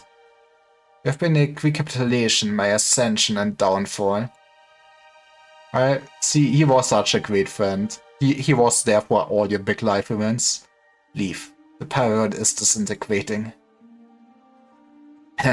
Are you here for your phylactery? Yes?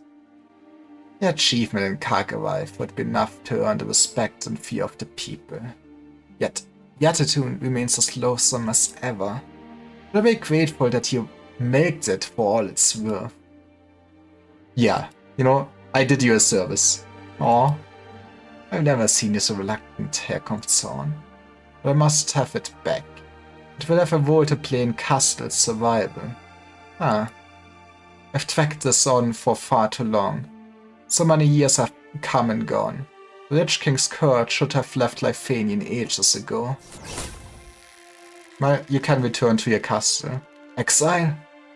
You had the chance to perform this witchcraft long ago. That secret room in Ludwig's Universität. How long has it been, as they count time outside? 130 years or so. Was that the king to get cracked by the orb? In the next moment, the belated witchcraft causes both the protected span of time and the version paths of its companions to be cast once more. Heavy, twisted vein falls upwards. Well, it is time for full chaos, I guess. Kagarai seems to be flipped over by this stream of flow. The exile, which is taking his full effort to perform, is soft and permeated with an unusual beauty. You've never made yourself a greater fool, Fremont. Phylacteries are not your lich's tie inside the veil, one that resonates with your life, if it's impossible for you not to feel its presence. Raindrops cluster into strings, dancing in the void to the rhythm of Fremont's breathing. His breaths are nothing unusual, but a long-lost abundance of emotions wells up from the depths of his soul. Fremont casually touches his pocket, only to discover that his lost key has been living quietly there, within reach all along. Did I not already return it to you, long ago? Man, imagine if he just looked at his pockets. Could have saved, like, hundreds of years of study. One more. The phylactery is a constant, a keystone upon which liches accumulated the time. You are always one step ahead of death. I am not. A fact you first acknowledge. Why? Maybe he just wanted another immortal friend. The moment the entire space is soaked, Lich strings finally envelop the Witch King, Racing, entangling, almost forming a coffin-like shape. You have no words for me but farewells at this moment. Tell me, Froment, my dearest friend, why is the spire still lacking? The ancient different lich merely stands before the empty space, without a hint of expression on his face. The faces of the exiles scatter, and the threats feel not the Witch King's presence, as if the ferocious Capinaire with the twisted horns had never existed in the first place. Only his final murmur remains in the air, as weighty as an interrogation, as light as a sigh.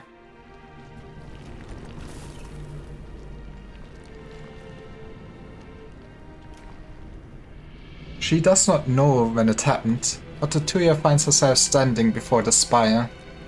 She listens in a daze. There's no one able to answer her question, and the sighs are silenced. So those were your parting words, and your answer. Henceforth, Alphania will never again have a Witch King. So this is where you were, Arturia. Federico. Federico looks up and sees a gigantic black spire, gradually lose its shape and color before his eyes, as its faded originum clusters dissipate into vestiges. Even the Witch King, known far and wide as history's most powerful soul, was unable to resist his inevitable demise. Nothing can stand forever. These. Federico lifts his gun. The Athenian's twin empresses have already intervened directly. The overall impact of this case has far exceeded the initial risk assessments of the mission. Once this is concluded, I will contact Pope Evangelista XI as soon as possible.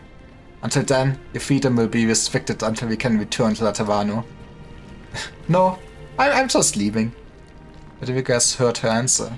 The distant relative he knows all too well does not engage in a usual meaningless push and pull of emotional logic and kinship. Simply refuses warily and walks towards him.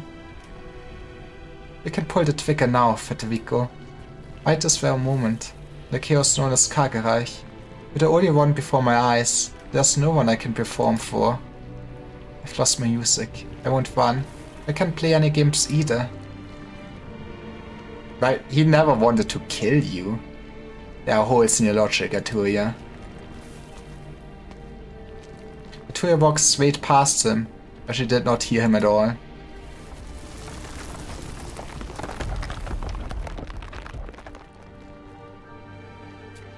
The Genesis Spire. It's disintegrating. The Herkunftszone is dead, so naturally the bubble he was facing will also burst. Is he really no longer here? You don't believe your own eyes? Even after dropping that attitude of yours not so long ago. So, in the end, Grimmacht and Evignate were still the only ones who would kill him. Wonderful. You only sound mildly disappointed this time. One day you'll look back on today and realize with even more clarity just how fortunate you were to turn away from the fate that lay before you. The man just laughs at when he supplicates. Something dangles down from Fremont's rope. Suddenly Ebenholz realizes Fremont's shadow has remained in pace, even as the man himself just stepped closer. The shadow wraps around the crumbling form, touching all the way along the steps before gradually coiling around the entire spire. The shadow. My shadow? Ha! Don't let your eyes deceive you. What you see are my threats, my destiny, the essence of my being. You are the second Lifanian besides Herkunftszone to perceive my true form. Yippee! Are you using the life threads to hold up the collapsing space? But aren't they more important than flesh and blood to your liches? Herkunftszone did a lot of disgraceful things, but he was right about one thing. Annihilation is almost upon us. We let Kagereich leak out and deep fry Lifania into a cavity of nothingness. We'll also be gone, lich or not. So run, little lamb. This place can't hold the living for much longer. Leave the stone quickly, lest death catches up to you. I mean, he also needs to make it out of here, for sure. That's the tragedy of knowing that he is also a boss. Shadows crawl all over the old lich's body. Shades of black instantly split into countless threads. You fly towards every falling piece of debris and quack in the void. But the vibrations still intensify. It's too late. The collapse is right before us.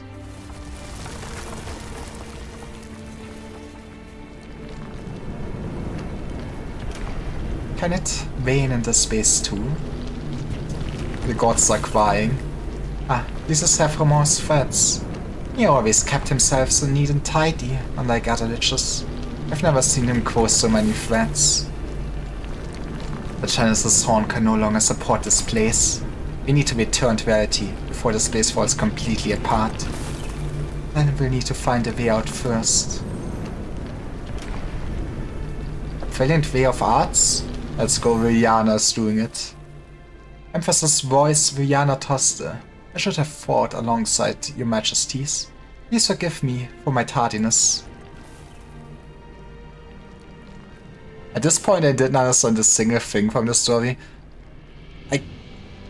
I guess you did not see all of it, and I guess it's also very reliant on the other parts of some other side stories. But hey, we basically got rid of the specter of the Herkunftshorn, so at least we won't have any summoning of him or anything like that. I guess there might still be conflict in Lifanian about wanting the Witch King back instead of the Empresses.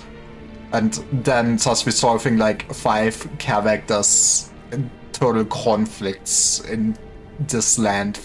I don't know how Kagereich works or why exactly, but yeah. But hey, I guess it tells you to maybe don't try to just have a segment forever.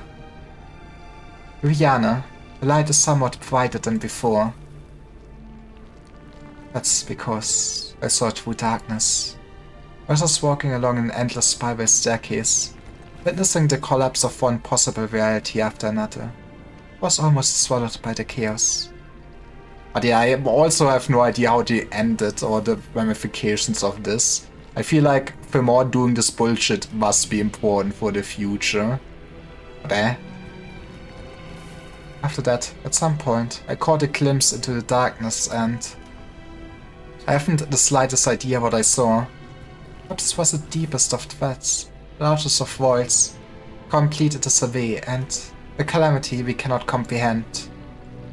Lay dormant within the chaos, and I felt the gaze upon me.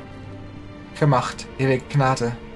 Alme is advancing like a blitz, about to invade everything known to us. Well, chaos will not enter terror at least. We will not let the demons... I guess, I hope that at some point we get more explanation of whatever Kagereich is in the dimensional plane, since they also mentioned demons and everything. Can't feel the threat anymore? Oh no, no, no, no, no. The threads are all vibrating together. It's so intense I can make out one connected to the Genesis Horn. Blessing! Blessing! What the hell is the unprecedented noise? Frau Irmgard, Amaya is over here. He shouldn't have. He's still doing fine. I'm not dead yet. You, my threats are a mess, so it's hard to sense you even at this distance. And the professor, we were still connected earlier. Other liches and I were pulling on reality from our side. He was doing the same to the Genesis Horn from his end. It wasn't easy, we managed to achieve a balance. Yippee, world is not doomed, but things are looking bad now. It's all gone wrong. They're no longer making any noise. Nein, sonst hast du dead. That's concerning. The music, it stopped. The Witch King, the twin emphasis. Stormland, Martyr? The whole theater has fallen silent. Every piece of music, every sound has vanished. As if someone had used the largest scale silencing arts ever cast. What the fuck? Those who lost control of themselves in the chaotic noise have now lost their surface level reputation. I mean, that's good at least, right? Pain, anger, and other intense emotions fade from their face, replaced by a deep fear. But this threat does not last for long. Instead, it expands into a blank space, and at its peak, a void. Something seeps out of the void. Something that's eroding and annihilating everything. Order collapses. Chaos wishes to tarry, but cannot. Calamity within the void. The vacuum that corrodes all of existence. Its eyes have noticed us. No wonder our threats couldn't stabilize the space on both sides. What's coming for us? Wretched war would be nice if our enemies were tangible. The scariest part is that they might not even appear. Kagereich gets its name from its emptiness. It's just a void.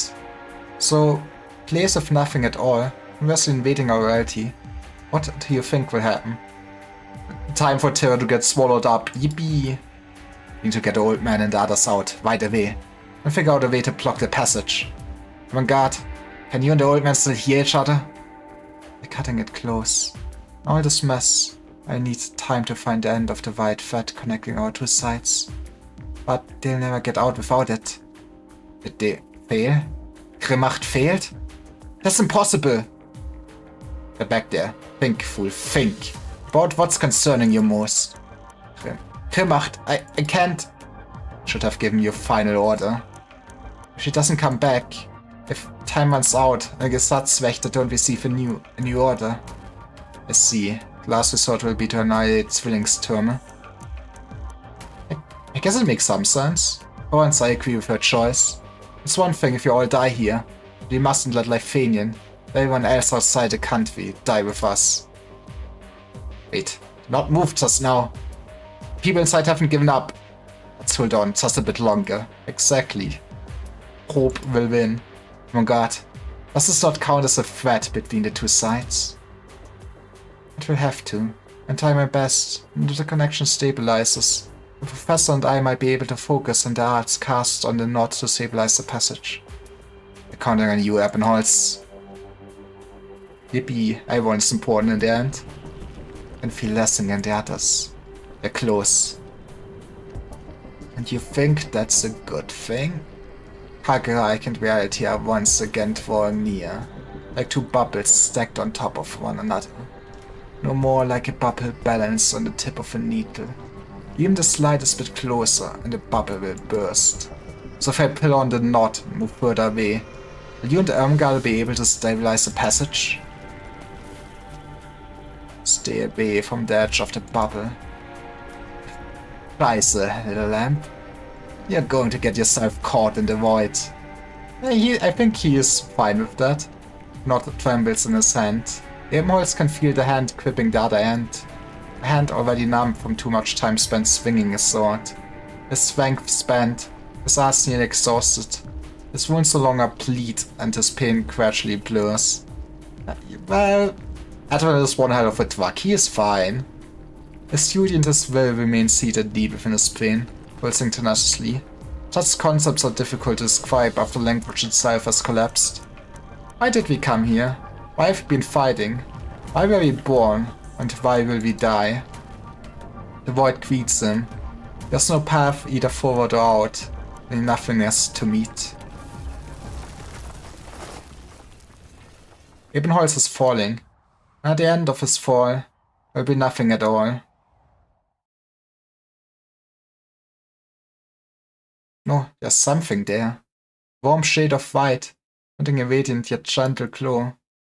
Ebenholz suddenly realizes that while he didn't have time to find the cello-playing sancta, he has found the answer. The emotions and memories he shared with him were not bestowed upon him by any person, arts, or even fate itself. The most beautiful part, right there with him, has always belonged only to them. A smile, awe, a piece of music, a touch of hope. Thus play music with Kreide once more. Fate will always be snatching things away from us, but fortunately, I still retain the ability to love and hate. Zwillingstürme glowing sunset, ardent marigolds in bloom, a child of eyes glistening like a lake and their gentle parents. I love the scenery, the people I cannot see. Illuminate me, dispelling the darkness obscuring the eyes of many others. But I also hate it. I hate how brief the flowering season is, The floor mist is constricting everyone I love. My child, your paws have been knitted ever since you returned to Lifanian. You ask me, where's the new order? Can you guarantee it will be better than yesterday or today? There's no way I can answer you, just as decided to do as I have. Love means responsibility, and hate will likewise attract even more. You must take responsibility for the things you have changed, have yet to change. My child, my friend, if you love, if you hate, then you will bear far more than you can imagine. Man. You don't need to show me the cathedral again. I doubt. Is doubt a form of cowardice or bravery?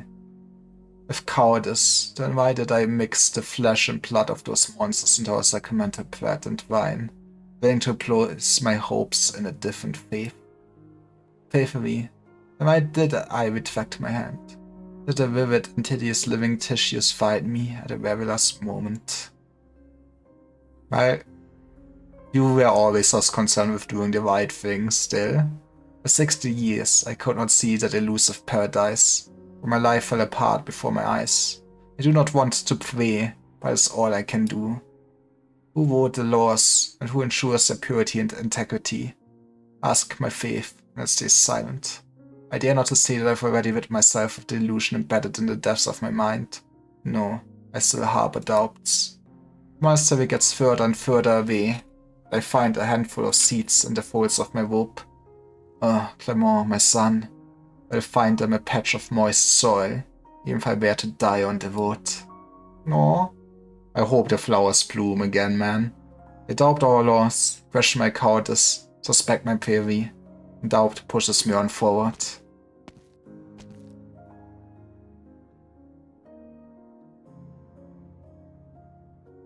I can't believe they even, contextualizing old NPCs from other events more.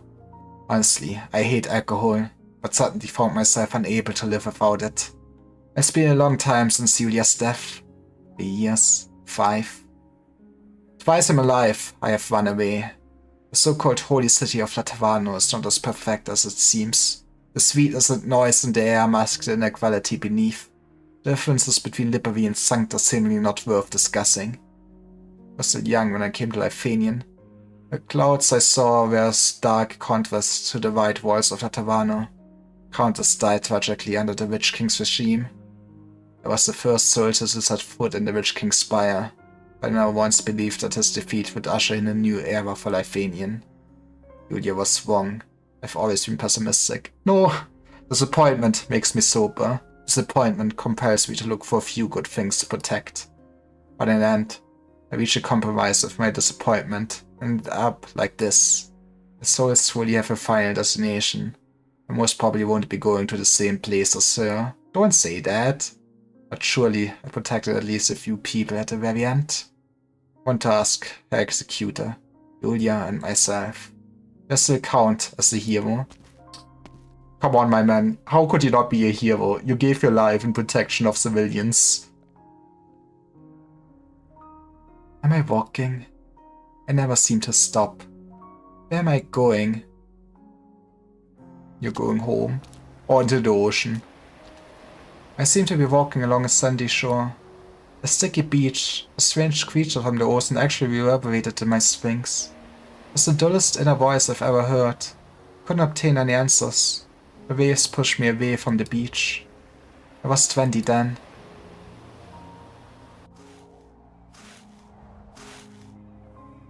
And she did travel around a lot, huh? Seemed to be walking over sand dunes. Soft grains of sand. Opposite me is a warrior known as the Seiden, as old as the Golden Queens. With every note I play, history roars from the cracks in the warrior's armor. I was 15 then. I'm walking. Never stop. I'm walking on.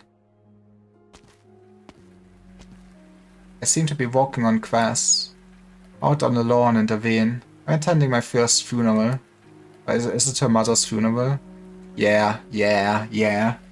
My thanks to Arturia. It was her music that helped me free of my fetters. And my thanks to you, Marcelo. Thank you for blessing me with a wonderful life all these years. I doubt we'll be apart for long. Aw. Once this war over, we'll be together again. I stand before the gravestone, watching guests walk up, one by one, to pay their respects to my mother. I hear their voices clearly: sorrow, lament, regret, ridicule, hatred, glee. But why and how are they still able to maintain the most suitable sadness on their faces? Do we not respect life only by facing death of our truest feelings? Remember what you told me, Mama. I can still hear your voice from time to time. How much courage do I need to be able to struggle free from my ego day after day? Be brave enough to make that first step. Freedom is so hard to find, but death, why is death so easy? I'd finished my performance by the time I awoke. Later, once again, I couldn't control my own music. But you will get there.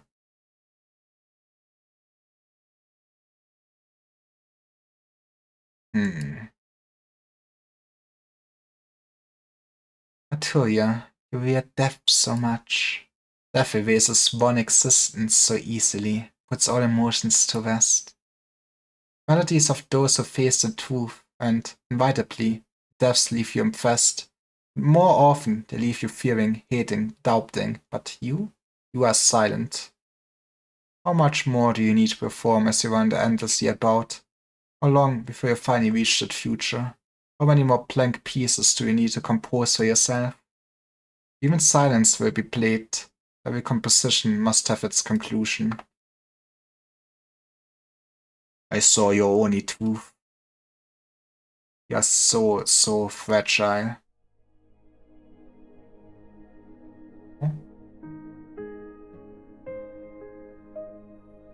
Arturia opens her eyes.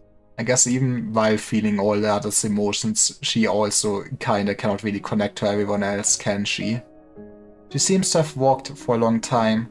Time is like a river, and people tow her along with the flow. But why is she, step by step, trudging back the way she came?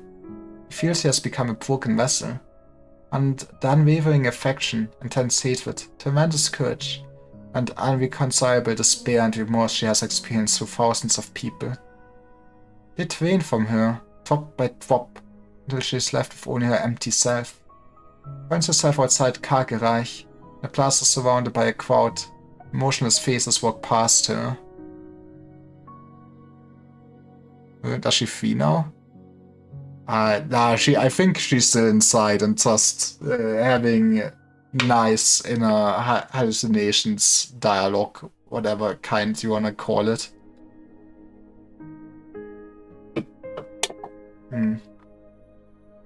Arturia looks up, lifting her head from the lawn she never left. Dark clouds drift over her, and a glistening top of rain falls on her face, like a tear. A tear for the grief and vulnerability she could not admit in time.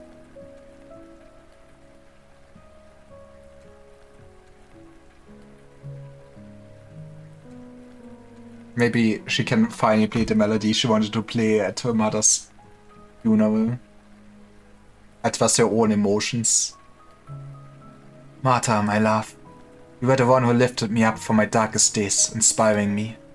But now I can only live with thoughts of you. Should I go looking for you? If our fathers disagree, you must at least know that my love for you has never wavered, not in the slightest. Martha, my love, you are the one who lifted me up from my darkest days, despite me do whatever I wanted. But now I can only live with thoughts of you. I should go looking for you. If our fathers disagree, you must at least know that my love for you.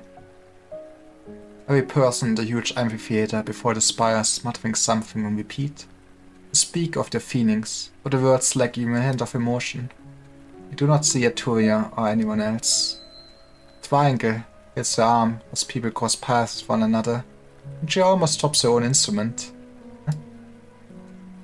Gemacht! Gemacht! Guess she... Did they all make it out? Michael. Don't leave me alone. It's futile, Federico. Oof. Good call. The situation's out of control. Mass hallucination. This is the third time we've seen something like this. Hallucination here is much more serious than it was at Sonata's Spire. It's of a different nature. The channel zone has crumbled after Witch King's demise. Kagereich is about to collapse into reality. It's not a simple hallucination either, but rather unable to resist the onslaught of chaos and the various profound emotions are leaving them. What you're hearing from them now is the only emotion they have left, and their most intense. What are you doing, Arturia? The Gilden's Gesetz, the law, royalty, exemplary aesthetics. Order cannot help them resist all the pervasive chaos. Everyone in the plaza will turn into an empty shell of themselves, one by one, as they lose their very last scrap of emotion. You need to bring them back to their senses. You alone are special here, Federico. For most, how can there be will without emotion? Only with emotions alone can people preserve their ego. These people are blank, as you say. They still plan to play their tunes? No, this time my performance is about me. It's time to fill them with your emotion, yippee! Look at her go. It's about my own emotions. I shall share them with everyone here. This sounds like another form of empathy. Yet you've tried many times to destroy the foundations of Laterano's empathy. You turned your back on Laterano long ago. Well, this empathy at least works on everyone, not just Sancta. Turn my back on Laterano? Maybe I didn't care. But never once have I left Laterano of my own will. I just strongly disagreed with the order represented by the law. As for empathy, its limits are actually the starting point of my mission for the future. I'll explain in more detail later. For now, look at the countless people before us. We used to cry with all their might, to smile with enthusiasm, and even now are trying their utmost to retain the very last bit of emotion they experienced in their lives, right up until the final moment, even if they can no longer realize it themselves. Be it the Witch King or Julia, everyone is equally great and praiseworthy, but also equally incomplete and fragile. This is our ego, the very essence of our humanity. We must become strong. We always must leave room for ridiculous fragility. This is why we need a future, where we can all stand side by side, sharing our joys and sorrows. I'm perceiving myself, Federico. At this very moment, I can only give hope to others if I harbor hope myself, and likewise with love. I want to use this tiny shred of ego to connect every sorrow and joy. Yippee! She found herself. It does sound pretty. The sound of your swings. People are coming your way. That young noble's face is showing an expression. Emotional reflux, involuntary reaction. A hollowed out soul needs time to accept everything. Evaluation assessment. Arturia, your actions will help stabilize the sedation. Executor Federico Cielo will assist you. Okay, I want to see him actually play music. Oh, I will allow no one to interrupt you until you have finished playing. After the briefest of pauses, Arturia gripes her bow tightly again. The movement builds towards its climax, the scuppered sings resounding in a rapid flutter like a butterfly's wings. She manages to glance at the sky and sees a giant crag suspended above the twin spires. An eye of darkness open wide, but still the sunset surrounds it, yet to be completely eroded. How beautiful the sunset is, like a blaze at a flame when the shackles are smashed open, when perfectly timed, just like every other Kaiserin fest. The sound, the Sancta's performing. The knot's moving again, then stands Eppenholz. I'm on guard. On it, on it. Threads fly into the clouds from the fluttering ropes.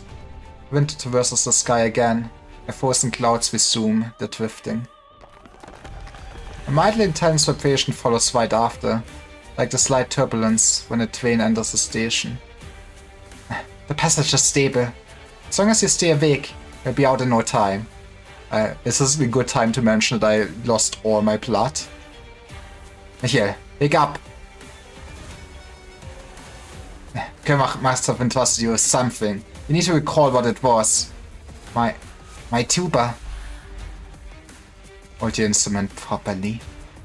Gemacht? Is this my memory? The strings are showing me the tuba's heavy and you're tired. Correct? And say it. You're but a child. There's no need to hide what's in your heart. You're afraid? That's normal. Adults fear me. As do nobles older than yourself. Even the most ferocious casters fear me. Believe my sword will pierce through their chests the moment it crosses my mind too. Yet, you're unafraid? And you want to be my voice? Have you really thought this through? No, it doesn't matter.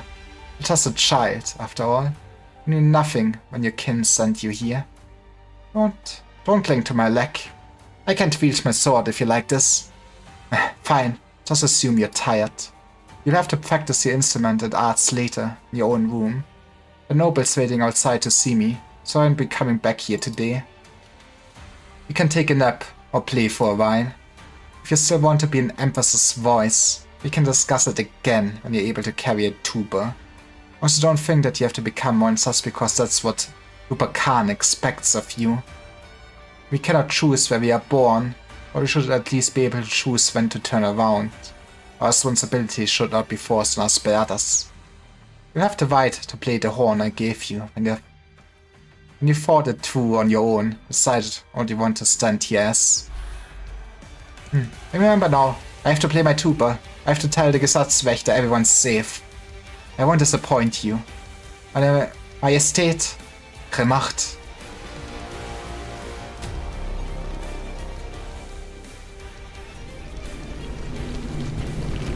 Fine work, Michael. The cello. It sounds so clear. Is Rocciara helping us? No, not just us. She's helping everyone. At the very least, we still have our souls for the moment.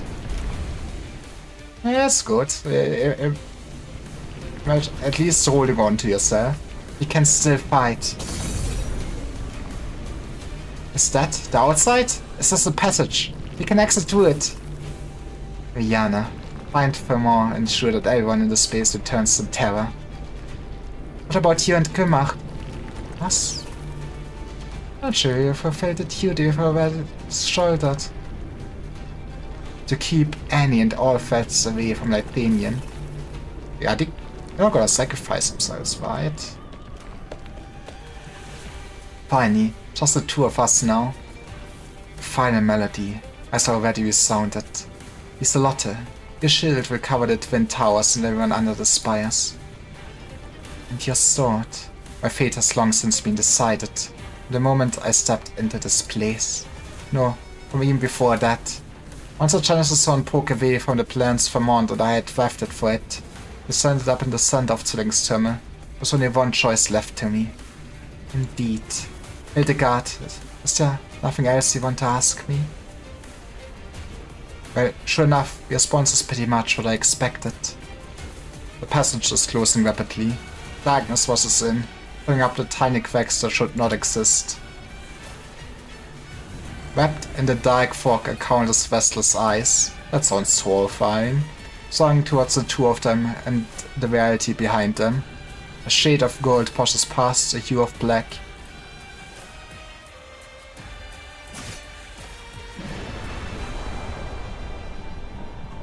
Herkunftszone built a spire here, establishing order amidst chaos. As one who has inherited his power and even killed him, naturally, I'll be able to surpass him in this as well.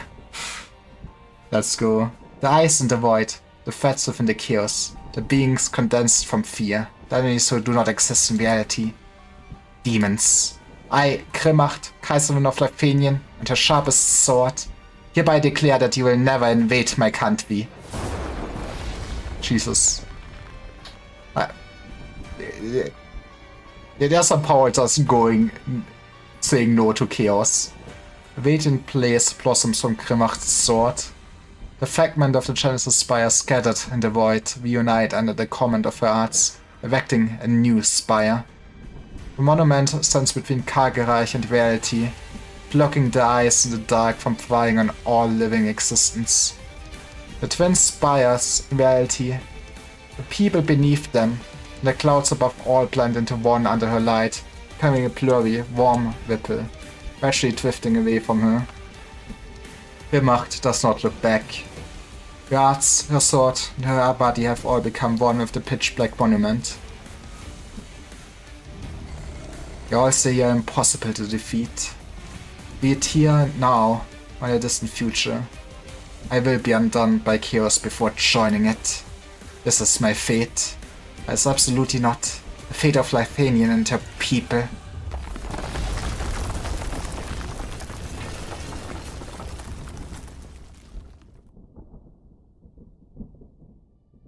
Yippee!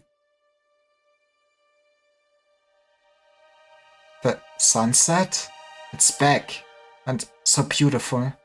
Right, that's for sure gonna be the Kaiserin Fest, everybody will remember.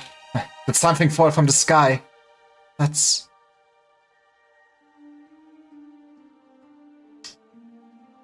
Miracle dark clouds crack open. I guess we have one Empress in the void now and one Empress actually back in Lithanian. Miracle dark clouds crack open. A clearly visible hue of gold shines through the grim sky, peacefully caressing everyone's faces with its light. Lithanian's people wake up from the dystopian nightmare, and are immediately greeted by dazzling clouds of rosy gold descending between the twin spires. No one knows who started it, but the people involuntarily begin to play the instruments in their hands. Now they can show their hope and emotions. It's no longer the Golden Gesetz, or any other familiar classical piece. Faint melody accompanying the multicolored radiance of rich arts echoes the excitement in everyone's hearts, growing spontaneously under the rosy clouds. Did you see that, Federico? Lithanian's new hero. No, the birth of a new god. The one who killed Herbst for the second time, utilized Lithanian's calamity, and brought hope and vitality back to the people of this great land. Lithanian's sole Kaiserin, ewige Gnade, the eternal grace. She will replace the Genesis Spire completely, become the sovereign of Lithanian skies, more splendid than the gold of the sunset itself. Gold, the Zwillingstürme. The people are ecstatic, and her wish is fulfilled. But as newborn god, she sheds a tear. The brilliance of her golden radiance snatches away everyone's attention, leaving the tear rolling her face to remain in darkness for eternity. I sag's vor Grimmach, ha? Jesus Christ. 정확하고 효율적인 지휘였다, 박사. But yeah, this is not the end, but I really should stop. I need to do some other stuff. Which is sad, but also this is peak. I did not think that the side story would be so long. I guess it is the longest side story. I think it has like as many verses as chapter 15, so that's gonna be fun. No, 14. Wrong chapter is 14 when I get to it next afterwards. But yeah, I ended here. I guess we can wait Musty. He should be streaming some Arkanoids. I will finish this next week and probably start chapter 14 then. But yeah, like the side story, which is I mean, this is its own novel, which is extreme to me. But yes, thanks everyone for coming by and watching. It is nice having people around. I hope you have a nice rest of the day and a nice week. So yep. Bye.